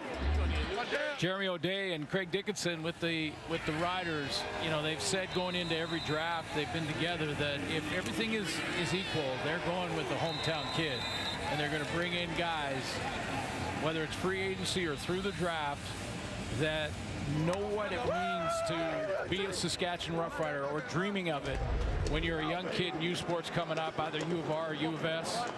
And how important it is, and you get that little extra jump, don't you, when it's a little fired up with that team, yeah, absolutely. Mason Fine with some time has a man that's complete, and that'll be enough for a first down as he gets it to Jonathan Johnson. Johnson's had some return responsibility here over the last couple of games, and now he gets a chance in the offense. Yeah, he was our guy. He was our guy with the double number that we on Tuesday. Yeah. A nice little move in the open field, though. 14-yard pickup. There's an injured rider down on the field, back around the 45. It's Noah Johnson out of Kansas State. 24-year-old in a little bit of pain. And as they get a look at him, we'll step aside. Riders on top, 12-10. Noah Johnson's got a knee issue. It was friendly fire from Cooper Richardson that rolled into him. Little to no weight on that left leg as he came off the field. 1st and 10 for Fine on the 53. They'll dump it off to Awachi. Got back to the line of scrimmage, but really no further.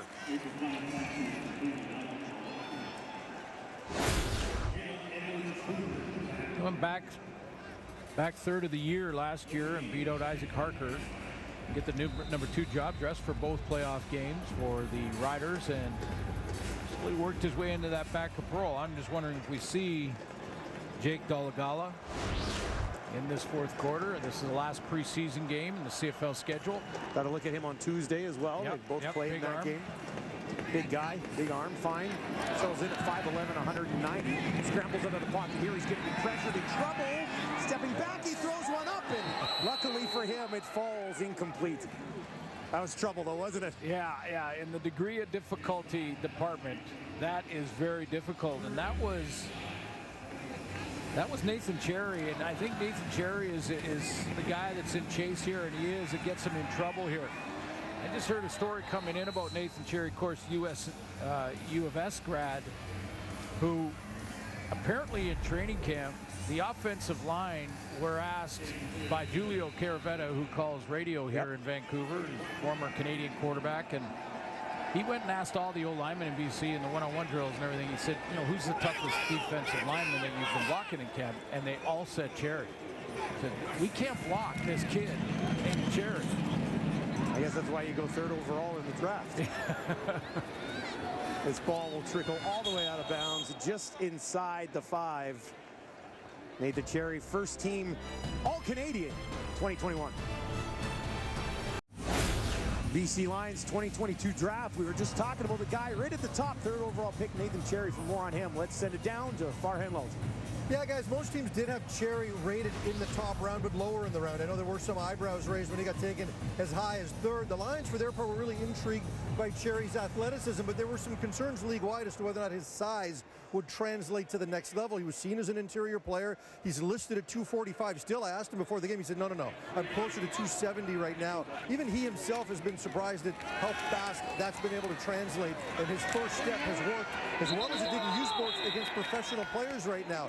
One thing that also surprised him, that he did not get asked to play last week in Calgary, because that's where all the young guys came. The fact that he didn't get asked to go to that game was an indication that he was a slam dunk at that point. He'd shown enough to make the team. He was so convinced he'd have to go to that game, his parents actually bought plane tickets. They were going to Calgary for the game, and he said, sorry, Mom and Dad, I'm not going to be there this time, but he's made a big impression. They believe he's going to be able to rotate in that interior defensive line immediately, especially with Stove Richardson not available this year and Woody Barron still not due to arrive until later this month. And that's a big bump up from 245 to 270. Yeah, and you know, that's just, again, U of S program and Scott Flory and just one of the top programs in the country, and how U Sports continue to develop pro-ready players. And, you know, sometimes you play college football and that's the end. You don't have a desire to go on to pro football. But for a lot of the guys like Cherry, they do want to give it a shot and see if they can make the team. And I can't express how good that would feel early in camp to hear from your coach, don't worry, you've made the team. You don't have to come to this game. Start working on your weaknesses. Start working on all aspects of your game. Don't worry about how it looks, because you've made the team and you're going to play. That's changes your mindset immediately from that moment on, right? You stop going to your go-to moves and things like that in one-on-one drills, and you start to think, okay, now I can work on, you know, whatever it might be in your footwork or your fundamentals. But to hear that early in camp is really impressive. But I loved how Julio also mentioned to me that, you know, they couldn't block him, and they were honest about that. And I thought, good for him, U of S kid getting her done here in BC. Born in Saskatoon, played at U of S, and here he is playing against the Riders and making the play that he did last time out on the field. Here's O'Connor trying to toss it in there and could not come up with it. It was Jazz Ferguson who tried to go low and get his hands on it, and that'll bring up 3rd and 7. It was Nelson Lacombo that made that play defensively, was it not? That came up for Saskatchewan, and you know, again, one of those guys that was in the freak accidents and injuries last year. Larry Dean and Lacombo as well, and great to see him looking great coming out of his back pedal and breaking on the ball like that. Almost had a pick there. Another high pick. Again, pro-ready guys. Again, U of S. Coming out of the U of S. Ended up dropping the Vanier to Western.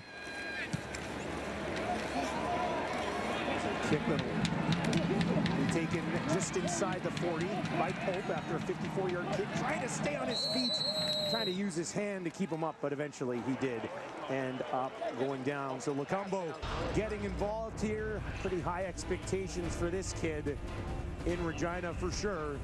His team on top, 12-10 right now. Well, we took a look at the BC Lions 2022 CFL draft, and now here's a look at what the Riders managed to accomplish. Pretty excited. And look at this guy, Samuel MLS, who's a pretty good preseason game a few days ago against Winnipeg. A couple nice catches there. Looks smooth route runner. Showed confidence beyond his years in a couple of plays where he got the ball in his hands, but in that competition with Kean Schaefer-Baker, Mitch Picton, and Justin McInnes, 2 of those guys are going to start in the offense. Maybe this guy's a rotation player. That's a good competition brewing here with some of the talent that they've got at Canadian receiver. There's a completion on the far side of the field. Out of Cambridge, Ontario, again, Louisiana Tech, I should say. But this is a guy who, you know, when I take a look at that route runner, that's precision route run to get to the out, chop his feet, and come out of that break smooth. And then watch the confidence here, a little hop step, try and make an inside move against 2 defenders. And again, the U Sports are coming out pro ready more and more. Dolegala now in the game at quarterback, and he lunges ahead with that 6'7" frame and moves the ball out to about the BC 45. We saw this guy on Tuesday as well. He went 6 of 10 for 60 yards, had a touchdown and an interception out of Central Connecticut. How do the coaching staff know really the answer to the question? Is it Mason Fine, or could Dolegala still work his way into it? And remember, it's the option, new rule this year again, it's the option of coaches to dress a third if they want. A flag here, Dolegala throws that ball into open space. Looked like a little miscommunication with his intended target. Jester Uia. I think we're all sort of assuming that Mason Fine is going to be number 2.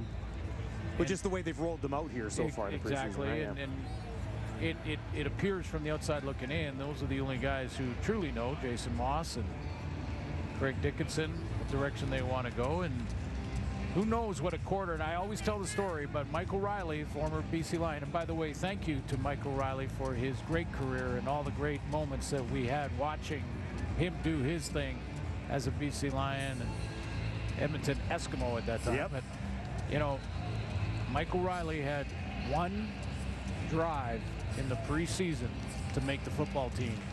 He went down and scored, and that's how he made the football team. And that was it. BC Lions, that one drive, and he made the team. So you never know what can happen. Now, I'm not suggesting anyone's taking away a starting job. Been misquoted on that before from Cody Fajardo, but you never know. Dolegala has a good fourth quarter and does some magical things. Maybe he can work his way into that number 2 spot, but we'll see. Spent the entire 2019 season on the Bengals active roster. Misconduct penalty, BC, number 99. Offside, Saskatchewan, number 87. Play results in a first down. So Uia was offside. Miles Fox on BC also flagged on that play. Uia had a touchdown in Regina on Tuesday. Miles Fox can't get another one of those now. One more, he's done. Yep, it's automatic, new rule. Dolegala hands it off. Frankie Hickson into the game now. And Hickson has shown some burst from what we've seen from him on Tuesday and now here tonight.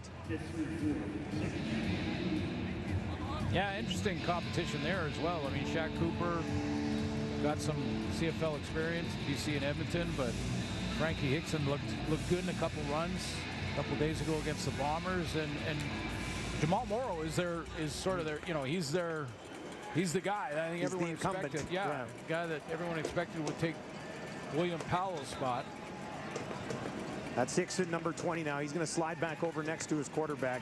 He had 6 carries for 47 yards on Tuesday. He's going to get a catch here. Brought it in. It's going to be a first down. And it was Josh Thornton who was stalking him a little bit there, waiting for him. I was going to say, that looked like a collision waiting to happen there. He's going out to the flat. Outside, and there's Jamal Morrow watching on thinking, wow, he dodged one there because that was going to be a massive hit.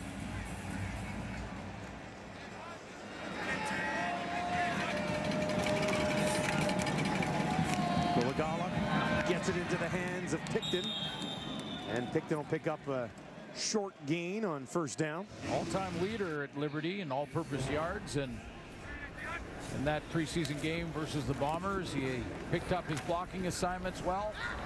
Nice block there. Good run up the middle, protecting the football as well when contact was about to arrive. Some good vision and making guys miss. That game on Tuesday was his first game in 892 days, I think is the number that we were told. 2nd and 6 here for Dolegala. Gets it away just in time. Down the field, it's intercepted.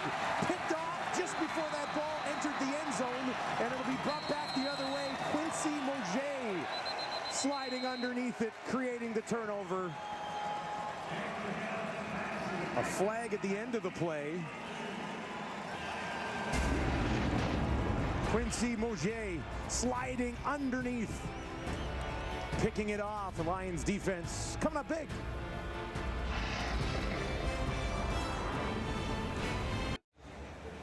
Quincy Mauger getting the ball back for the BC Lions offense. A big part of that offense today was Nathan Rourke, and he is now with Farhan. Yeah, with Lucky Whitehead lurking in the background. Nathan, let's first talk about your half and just how you felt about it. Obviously, a nice way to finish it. Don't let him make you nervous. No, he's going to throw me off, though. No, I thought it was good. I thought we did some good things. I thought our first drive was good. Be able to put... Oh, happy birthday, Lucky.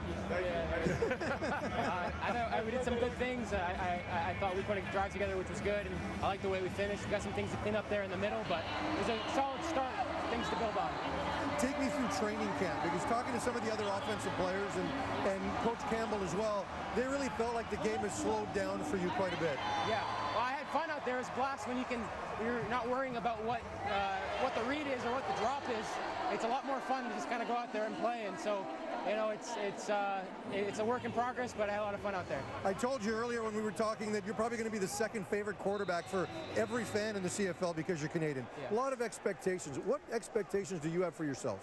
Yeah, I expect myself to get better every single week. You know, I want to be able to put out a better product each week and be able to learn from the mistakes. And today was no different. You know, there's mistakes out there that I made that I don't expect to make in Edmonton come week 1. And so that's what I expect from myself, and I think that's going to take care of things. We got enough playmakers on this team to be able to take me where we need to go. Nathan, thanks for this and good luck this season. Yeah, thanks, Ron.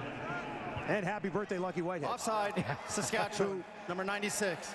5-yard penalty. Repeat, first down. I double checked on it. According to his profile, he turned 30 yesterday. Oh, okay. So. Plenty of time for that. Happy belated birthday, Lucky. You got his little TV time there, but how about those answers? Yeah, Nathan Rourke, though. I mean, that's what you want to hear. I got to work on my mistakes. I got to get better every day, and that's my expectation. He knows and understands the Canadian angle. He knows that, but he's focused on the right things. 1st and 5 after a flag. O'Connor to his right, sliding down. And a flag right at the end of the play. And A.J. Hendy not happy with it. Now, the mandate from the league has been for quarterbacks to get down earlier. And if you're going to hook slide, especially feet first hook slide, that you've got to get down in lots of time. So I think that's what Hendy, he would have got that memo as well. Get another look at it. Look at the timing of the slide. Roughing the passer, Saskatchewan, number 35. 15-yard penalty, first down. Well, the other thing about this hit in particular is A.J. Hendy kind of led with the forearm. So it's more the hit than the timing issue on this one, is what you're thinking? Yeah, the timing was close, but I think he got the flag with that forearm and flipper coming down. I mean, if he tried to deliberately avoid the contact, maybe he gets the call. And there's going to be another flag. 90 penalties, or 90 yards on 10 penalties for the Riders so far. Offside, Saskatchewan, number 99. 5-yard penalty, remains first down. Jumping this time. A good staggered count there from Michael O'Connor to try and get them jumping on the snap. Often those offsides are created by the quarterback calling the signals. Well, 1st and 5 now, just on the Riders' side of the field. Ball placed on the 54. 3.5 to play here in the 3rd quarter. Final preseason action in the CFL as we get ready for kickoff of the regular season on Thursday. And this ball is handed off, but nowhere to go for Bruce Anderson. Yeah, necessary evil, really. You know, the preseason is always tough. When you're a rookie, you love it because it's your opportunity to make something happen and maybe make a football team. But if you're a veteran, you're just trying to get through it without getting nicked. And, you know, just show the coaches, hey, I'm the same guy I was last year. You've seen on film. I'm in shape. Yeah, I'm in shape. I have the same abilities. You know, the scores really don't matter, although everyone's always trying to win no matter what. But 3 options to the left here for O'Connor. He's going to look to the right, and he's going to look down the field, up for grabs. bounce. And is that picked off? It is. A nice job sliding in under the receiver. There is a flag on the play here as well, as Amari Henderson got his hands on that ball for the Riders, but O'Connor's saying it's going that way.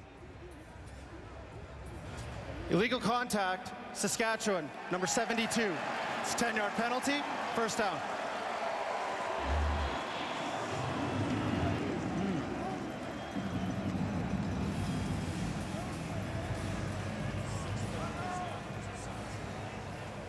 Six penalties in this half for the Riders. This one takes away a huge play. And a nice play as well. Yeah. We only had 2 penalties in the first quarter, and I mentioned it, and then it went sideways from there. I don't want to say anything, but Yeah. it is 100% your fault. Yeah. Here's O'Connor now. Penalty-aided drive for sure.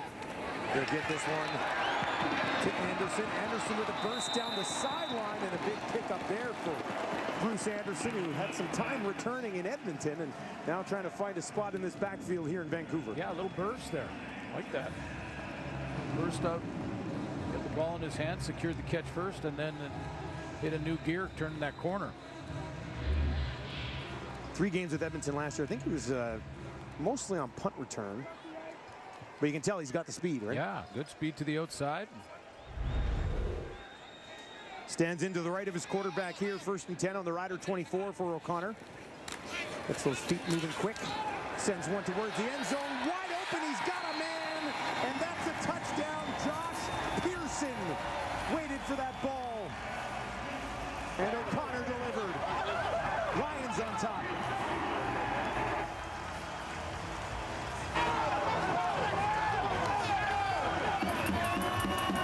The all-Canadian quarterback duel. Nice play and throw on the run from Michael O'Connor. Got blitz up the middle. Avoided that by just buying time outside and then on the run. Gets it out there in the corner route. Nice touchdown throw. Pearson was open for quite some time. They're waiting for that ball to drop in. Pearson out of Jacksonville State, 6'4", 205. Actually has a Super Bowl ring. He was on the Bucs roster when they won it. And now he's got a touchdown here in the Canadian Football League, trying to earn a job on this BC Lions team. Yeah, Josh Pearson, you know, you mentioned his size, 6'4". The Lions have brought in a few receivers at that size, and he's going to end up running this corner route. Does open up. I'm not sure if it was a complete bust by the Rider secondary. Let's go ahead and roll it here, and here comes that corner route. See, Hendy jumped the out route. It looked like he thought he had help behind him, but either way, Michael O'Connor recognized it, got it out over the top to him. But you look at Josh Pearson. He's 6'4". Jamarius Way is 6'4", 220 out of South Alabama.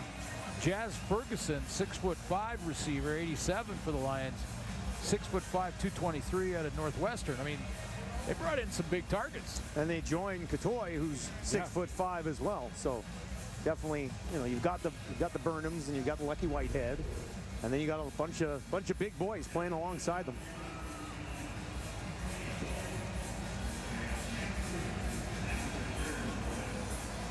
(17-12) BC Lions sitting on top here with a minute and 29 seconds left. Amar Doman has done some great things, the new owner of the BC Lions. You saw signs outside. They're really pushing a whole bunch of new exciting promos. One Republic will play in the opener. Big band that all the kids are excited about seeing. It's going to be a big crowd opening night. They're doing a lot of good things in the organization and the new owner, Amar Doman. Nice return there by Cooper. But yeah, good buzz around the Lions in the city here. One of those good things is this. The first time ever that a woman, a female coach, has been hired full-time in the Canadian Football League. That's Tanya February 15th. Walker, excuse me, and that's on February 15th. She got the job full-time coaching staff for the BC Lions. And, you know, when you look at that resume, she's qualified. No doubt about it. 5 years as an assistant at St. FX in Edmonton, and now here with the Lions. I'll hand this off. Toss it into the hands, I should say, of Jonathan Johnson, who uses that speed once again to pick up 7. Looks like she's up there charting plays right now and ready to break them down in video session. We talked about Canadian quarterbacks watching Rourke and saying, hey, I could do that. Well, here's another huge inspiration for a bunch of young girls who might be watching right now. Yeah, absolutely. Absolutely. And there's more and more young women that are playing flag football, tackle football. The Valkyrie in Saskatchewan is a real successful team. And, you know, I just see more of it. We've seen 3 or 4 different female officials that have started to work their way into that end of it. There's a new program, the Canadian Football League. I can't remember the name of it off the top of my head right now, but there's women in the organizations across the country. All across the league, yep. Yep. Final play of the quarter, low snap. Bolagala's got it, a low throw. And Haydel could not haul that in. And the Riders have the ball, but they trail on the road here, 17-12. BC Lions defensively and offensively making some big plays here in the third quarter. And they find themselves on top. Preseason set to wrap up here in Vancouver tonight. The BC Lions on top 17-12. Their Canadian quarterbacks, both of them making an impact in this ballgame. That's one thing that we can certainly talk about as we work our way through the fourth quarter. Yeah, Cody Fajardo looked good in his limited time playing in the first quarter. He got the first few series. You know, both these teams playing a lot of number one guys in the top, and their stars. And you know, this is preseason for everybody. and it is Tanya Walter, part of the coaching staff here in BC, and we'll get that all corrected and straightened out. But a cool initiative. She's qualified when you looked at her resume and the board we put up, and this is a, you know, this is a great sort of, it's a first step. I mean, this is literally breaking new ground, because this is the first ever female full-time coach in the Canadian Football League. Seeing the NBA start to trend that way a little bit. One of the first leagues to do it. We get some female coaches involved. It's good to see other leagues follow up as well. Here's a completion. Good zip on that pass. And nice catch and a good job breaking a tackle from Jeremiah Haydel, who's been involved in the return game a little bit. He's got a catch right there.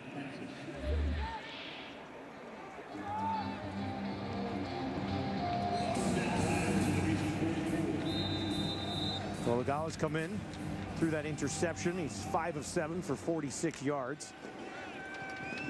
Fajardo 6 of 12 for 64, and Fine was 5 of 10 for 36. So similar numbers for Fajardo and Fine earlier in the game. Now we watch Golagala. Completion for about half of what they needed.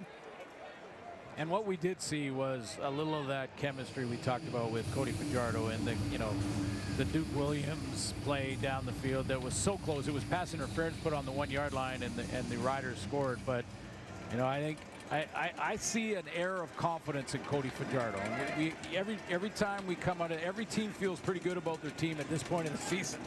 Coming out of training camp, you like what you got, you like your guys, and you have to translate that to the regular season playing field. Golagala, as a flag flies, trying to zip it in there for Emelis. And was Emelis interfered with? Well, I think we're going to like this. If you're a football fan, you're going to like this secondary Illegal for the contact. BC Lions. BC, number 10. It's a 10-yard penalty, first down. I liked their secondary last year. Like this defense has a lot of very talented individuals. Yeah, exactly. I believe this is the penalty down here. But, you know, I look at Marcus Sales, who is one of those guys that is small but great feet and plays big and makes a lot of tackles for a guy out of the secondary. If Delvin Breaux plays Delvin Breaux football, that's a lockdown corner. You got TJ Lee in the middle. They're going to swing it out. This is Emilus again with some speed right up the middle. First down and more. And the first-round draft pick takes it inside the 15. I love his confidence. He's got some swag, doesn't he? He does. He's got some swag to him. He's just, you know, he catches that ball, accelerates to contact, isn't afraid of it, doesn't look like the stage is too big for him, and he just takes that little hitch and hits it. I love it. Doesn't look like a huge guy, but he's listed at 6'1", 200. So he's got the size to make some plays. That's one of the great aspects of Canadian football, as you know, Dustin, is we give an opportunity to the small athletic guys. 15 yards for Emilus. Another completion, this one back to Haydel, and he hangs on as Dolagala put that one in there with some speed behind it. 7-yard pickup. And Keith Johnson out there is getting picked on a little bit. And you know what, as a DB in the preseason, you kind of hope this happens, because it gives you a chance to make a play. Make some plays, yeah. He makes a play now, maybe takes one back, maybe makes the team, because you don't want him to throw it the other side. Fourth trip inside the 20 here for the Riders. They'll hand it off, looking for that far corner is Cooper, and he gets hammered out of bounds before he could get there.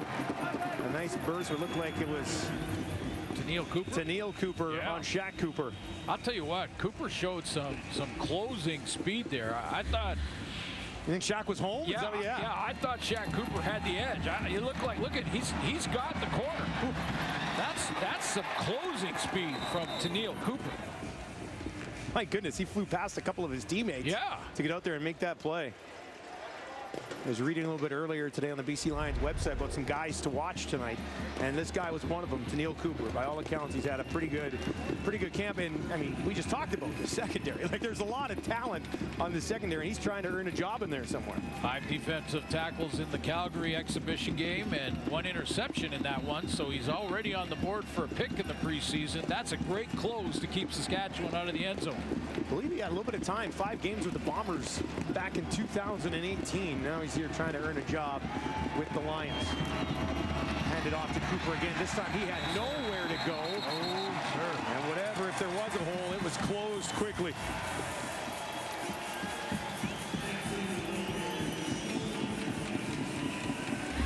All these young guys now looking at the play clock and saying, now's my time. I got to do something. I got to make something happen.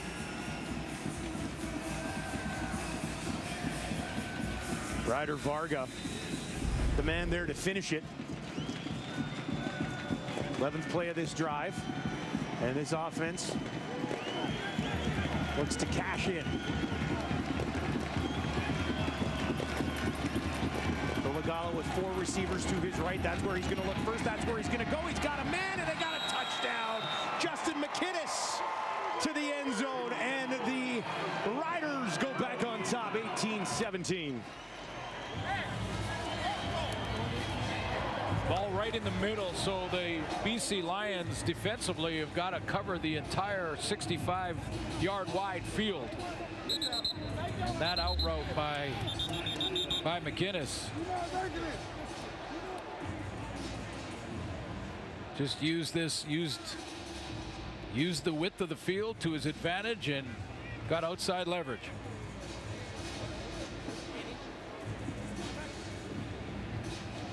Dolagala. Misconduct penalty, Saskatchewan, number 80. The 10 yards will be applied on the kickoff. Misconduct, Xavier Ubosi. 11-play, 70-yard drive finished off there by Dolagala, getting it to McInnes. Dolagala now 9 of 11, 77 yards, touchdown and an interception through that one pick, but he's the only quarterback tonight for the Riders to throw a touchdown. And that kick is off the upright. Second time tonight we've seen a kick off the upright. That one off the leg of Henry Neal. And the lead remains 1. Riders on top, courtesy McInnes. Fighting for a spot in the starting lineup. Finds the end zone.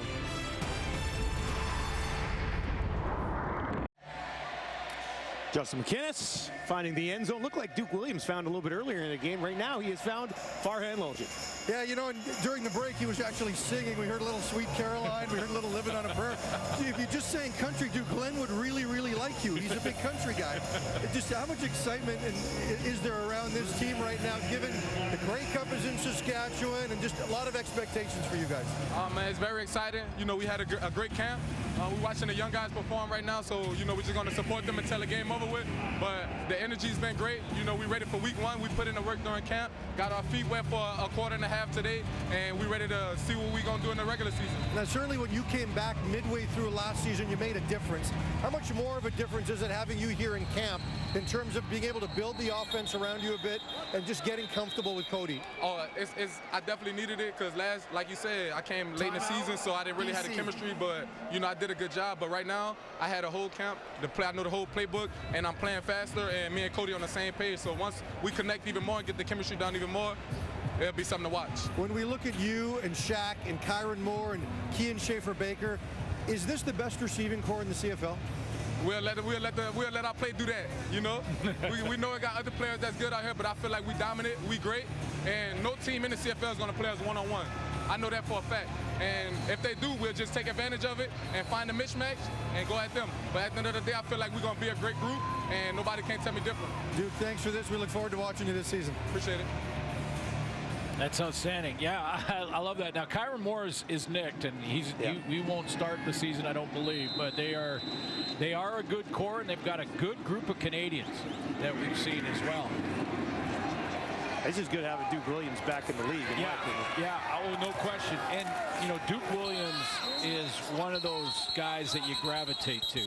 I mean, you know, him and Shaq talking now and having fun, and you know, before the game, he's out there talking to some young fans and playing catch here in BC Place. And, you know, this is the type of guy he's going to be in the province and in Saskatchewan. He's going to be a fan favorite, not only because of his playmaking ability, but here's the other thing I love about him. On the field and in his meeting rooms with the receivers, he brings the edge. He brings the competitive, make the catch in practice every single time attitude and mentality, and you need those guys. They push you to be better every day. This one handed off by O'Connor, brought ahead by Clark. Darius Clark into the game.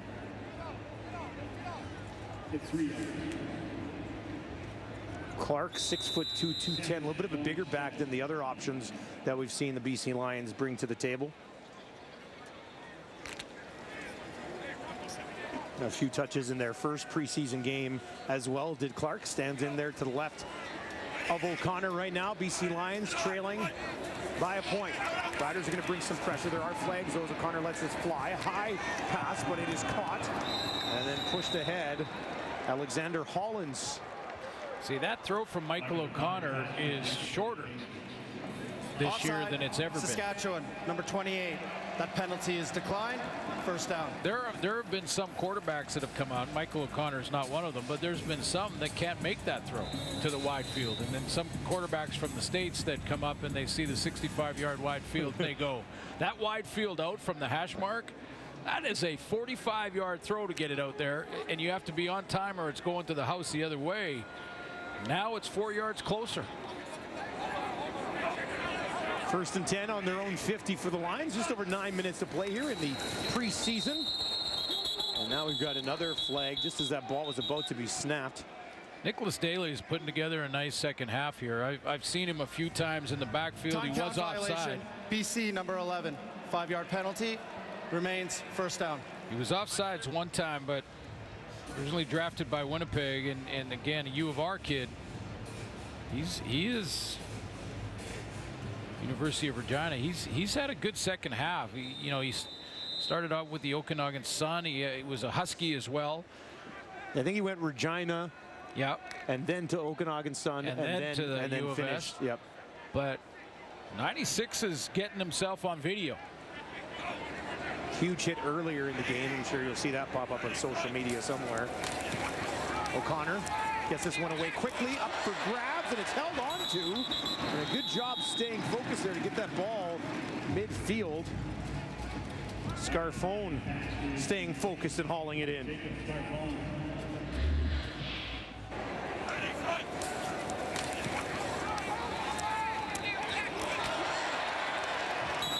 Kind of popped it up and then waited for it to come down. Double clutched it a little bit, but braced himself for impact. 10-yard pickup. Puts them in 2nd and 5. Smack dab at midfield. And there's more movement. And you were right, Glenn. You really blew it when you talked about no penalties in the first quarter. 64. 5-yard penalty remains. Well, here's another thing that football fans across the country, I'm sure, will be interested to hear, that they have talked to the officials and worked in the offseason on getting these calls if there's penalties to get them out quicker. You're going to see more penalties in the preseason than hopefully we get in the regular season. But, you know, if we can cut it down from 20 to 15 a game, I mean, everybody wins, both teams and the officials and the fans. And one thing they're going to do for sure is try, go a deep shot. Yeah, down the field, going up and getting it and hauling it in. That is a heck of a play on the far side of the field. That's 6'4" Jamarius Way, who had a touchdown earlier in the preseason against Calgary. Yeah, that's why you recruit big receivers.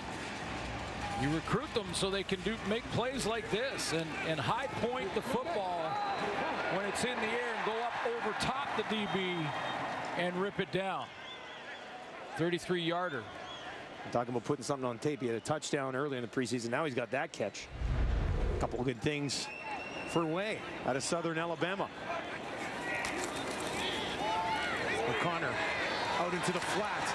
That will be complete, and a nice push after the fact as well from Micah Simon.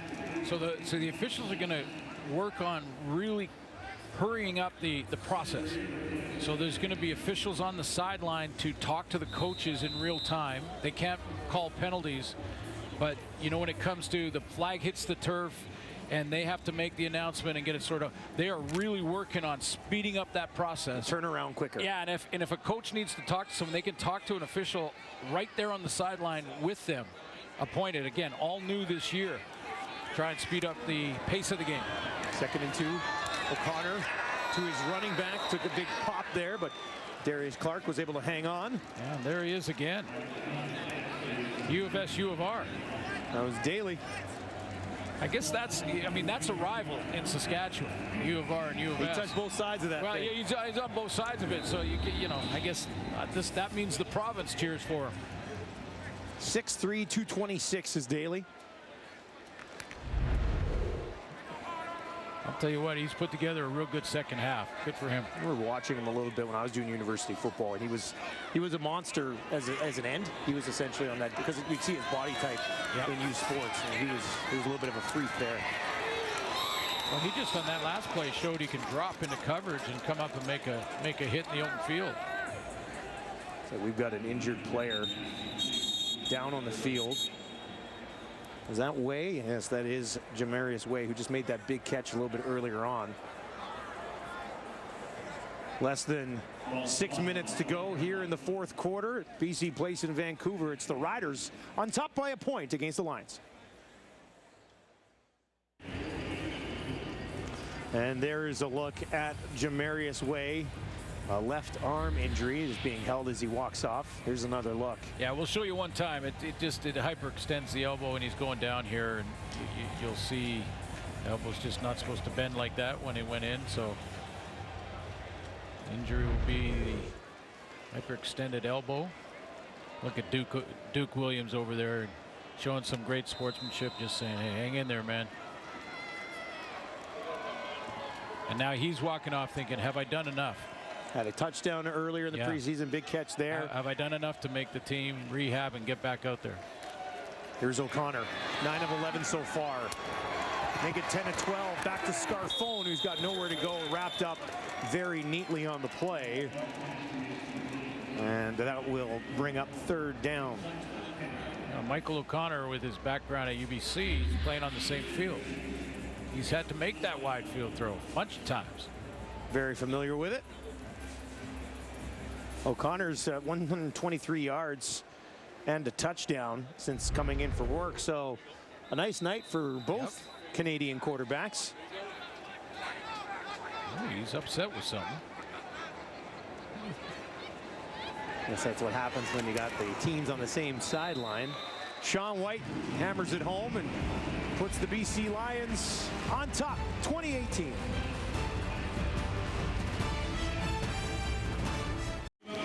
On defense last year, the BC Lions were tied for first in the interception department, and no surprise there that Ryan Phillips was part of the defensive staff. Now the new defensive coordinator, and what did he do? Because the place that they had to improve upon was their pressure. Last in the league in sacks, and he brings in the veteran all-star John Bowman to help with the defensive line. 14 years, two-time All-CFL, 134 sacks. So a decent guy to learn from. Yeah, I would say that's a good hire. Mason Fine is back in this game for the Riders. Throws that one incomplete. And you know, I mean, Ryan Phillips technically he was the coordinator last year. And so, you know, when you're doing the job, you might as well have the title too. He's got the title now. Not surprised at all. And to bring in John Bowman, one of the great rush ends of all time. He's going to work with those defensive linemen. He's going to help them out because that's where they have to improve. The BC Lions have got to pressure the quarterback much better this year than they did last. 2nd and 10 for the Riders on their 40. Fine with time down the field. And Haydel kind of held up ever so slightly and then couldn't get back up to full speed to go get that one. Yeah, it almost looked like Haydel was trying to draw a penalty rather than just play the ball. He comes out of that track stance. Little shake right there on Josh Thornton, and then almost looked like he was trying to draw a penalty, and Ryan Phillips said, go get the interception. He had a few in his time. 49, I believe. The only reason I knew that off the top of my head was because he always reminds me.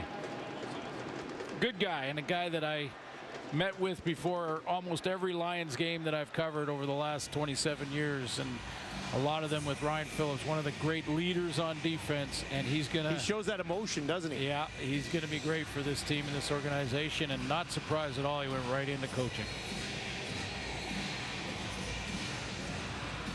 3:58 remaining here. The Riders down by 2, and they're set to kick this away. Monte Crockett waiting for it back at his own 21-yard line for the Lions.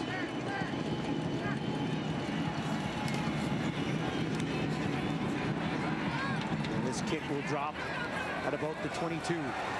48-yard kick. Flag on the play as Crockett tried to slide to the outside, could never get there. Tomorrow. 2-point game if you want to actually test young players.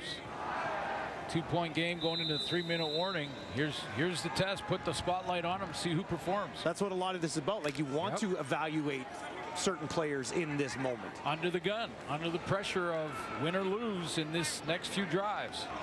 O'Connor's 10 of 12, 123 and a touchdown. Stands in there with 3 receivers over to his left. They're going to hand this ball off. There's a big hole there, and a nice tackle at the last second, or else Darius Clark might have done some serious damage, but Amari Henderson tripped him up. Boy, that was a big tackle. That was a big tackle because it looked like he had a whole bunch more real estate in front of him. Henderson slides in there and just hangs on to the heels. That could have been another 15, 20 yards. Yeah, and it doesn't, sometimes it's not pretty.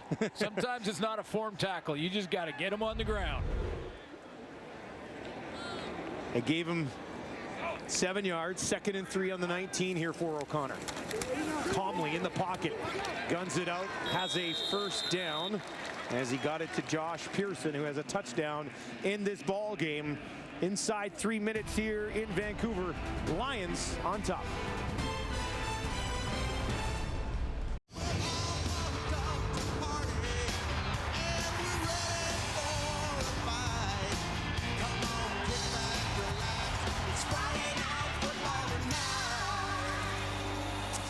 Big time football is back. CFL regular season kicks off June 9th, less than a week away, with an action-packed schedule rolling all the way into the weekend. Tune in on Thursdays. The Alouettes take on the Stampeders at 8:30 Eastern, 5:30 Pacific, exclusively on TSN. The Red Blacks, Bombers, Ticats, Roughriders, as well as we work our way all the way through the weekend and then wrapping up right here in Vancouver. That's where we'll wrap up week 1. They'll hand this off and nowhere to go on first down for Clark. As BC looks to hang on here, up by a pair. Yeah, like hang on, drive the football, kill the clock, and walk away with a home win in the preseason. I mean, it's still win and it still feels good. If you want to start to grow and build that culture, that, you know, you want to win the play, win the down, win the practice moment, win the one-on-one, win in the video room. Everywhere. Win everywhere. Exactly. O'Connor's 11 of 13.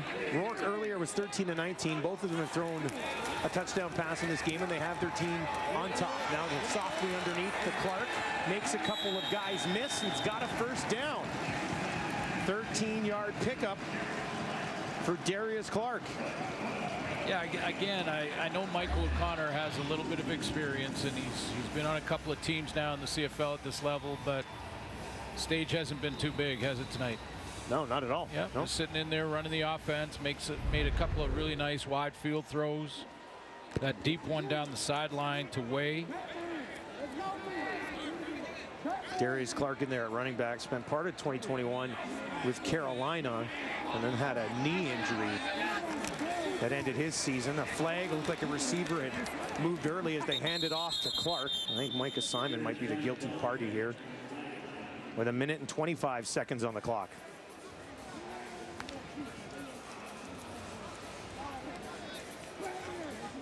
You like to see Rourke still so involved. Engaged, yeah. In the game. Absolutely. Offside, BC, number 77. That penalty is declined. Second down.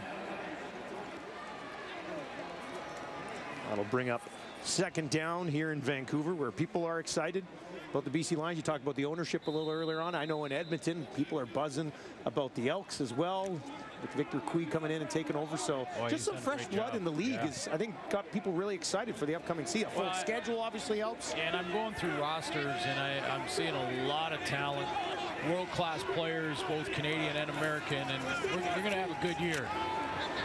O'Connor far side. Did he drop that there in time? I don't think he did. And you know what? This is, you know, I know that one of the narratives. They're going to say he got it.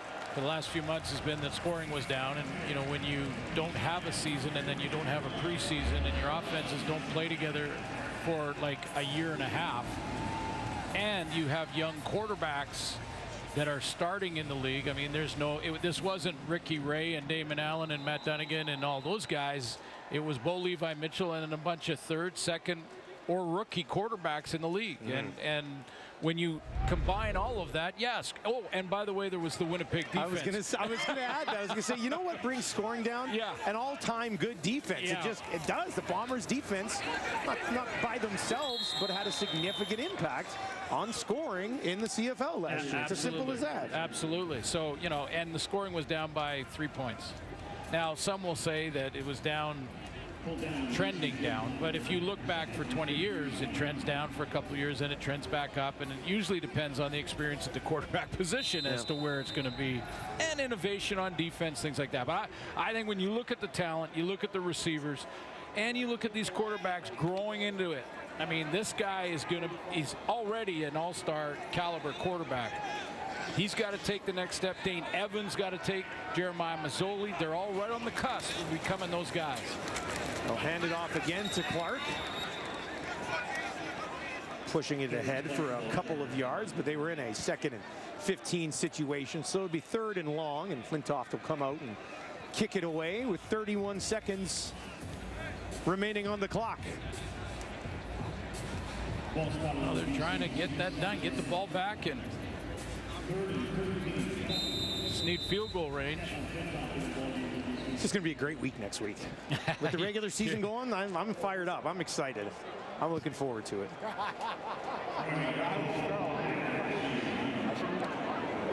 Jardo, Clark, and Lothar.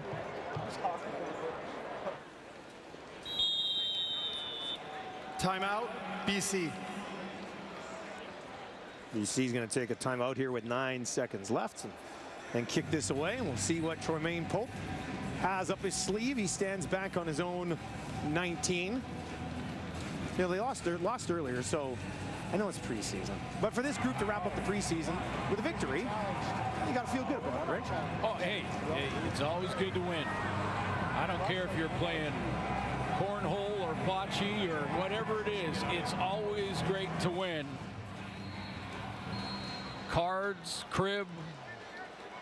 Crib is a game that you don't play on your phone. You actually have playing cards and you go around the little board. Never heard of it. And also, you can play it on your phone. Okay. Yeah, guaranteed. Sure. You can do anything on your phone. I'm sure you can. Yeah. As it kicks away. Pope's going to have to move over to his left. And that ball will come into his hands at the 5. A flag on the play as he runs it out of bounds. And that should do it. That should do it, which means the preseason is now complete. Glenn, your thoughts on what we saw in a couple of games here and maybe generally around the league? Yeah, along the league, looking at all of the talent. Saskatchewan, number 77. That penalty is declined. Game over. Yeah, and I see a ton of talent. I think scoring is going to shoot right back up because there's some good young quarterbacks, including this guy who, in his first preseason action as the guy in BC, put together a real nice game and a win for the BC Lions. Nathan Rourke got his career as the starter here in BC off to a good footing. Locked in and ready to go for week 1 is Rourke, 13 of 19 for 145 yards and a touchdown. Cody Fajardo played about a quarter and a half, ended up with 64 yards passing as the Riders do come up short here to wrap up the preseason. Their second game in 4 days. They lose 2018 to the BC Lions. That's it. We are ready to do it for real. Starting on Thursday. Do not miss the season opener. It'll be right here on TSN. Let's send it to Sports Center with Kelsey and Sarah.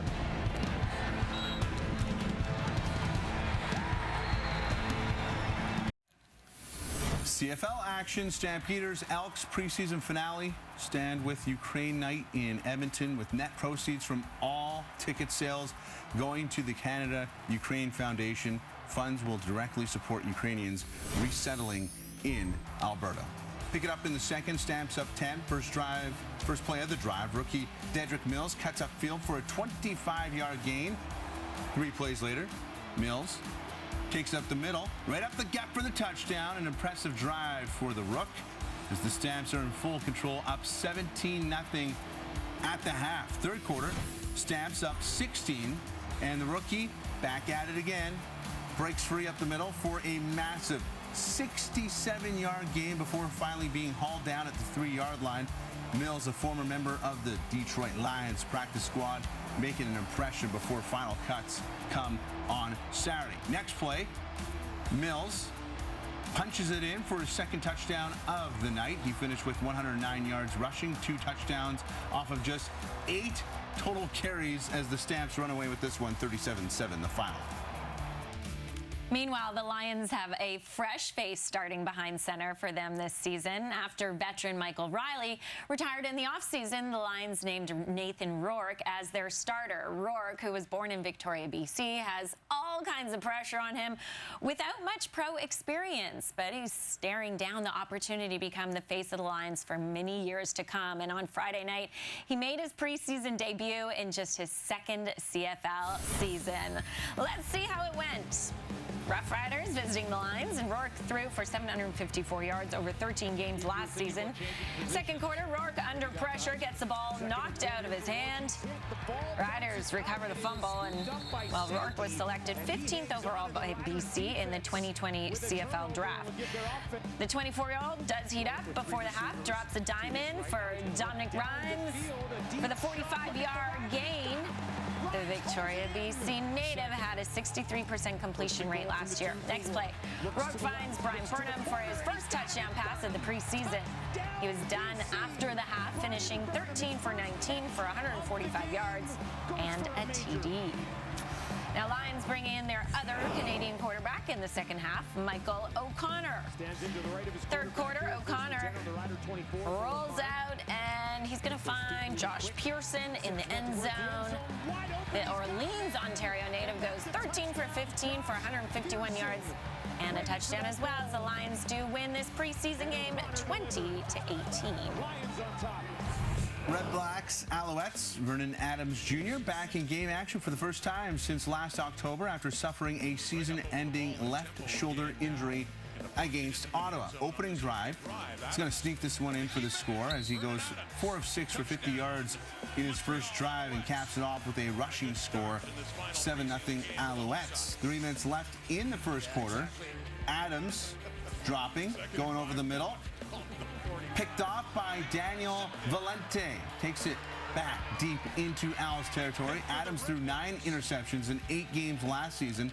Valente, a Western University alum, with his first unofficial CFL interception. First play of the second quarter, Adams picked off again, this time by Hakeem Bailey. Adams with 2 picks in his return to CFL action.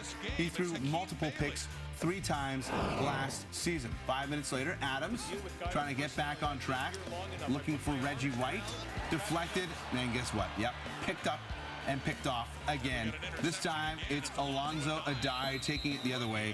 Adams' 3rd interception in less than a half of action. He finished 6 of 12 for 69 yards, 3 picks, and a rushing score. But Montreal came back late in this one to pick up the win, 27-26, the final. Close one. Okay, let's get to more preseason action. Ticats and Argos. Early in the first quarter, McLeod Bethel Thompson connects with Brandon Banks for the 26-yard reception. The former Ticat signed a 2-year deal this offseason with Toronto. He finished with 3 receptions for 34 yards in his preseason debut with Toronto. Later in the drive, Argos punting it away on 3rd down. Rookie DB Lawrence Woods back to receive the kick for Hamilton, and the 24-year-old Missouri native slips a couple tackles before turning on the Jets. Oh, and he was fast, taking this one all the way back for the 99-yard punt return TD.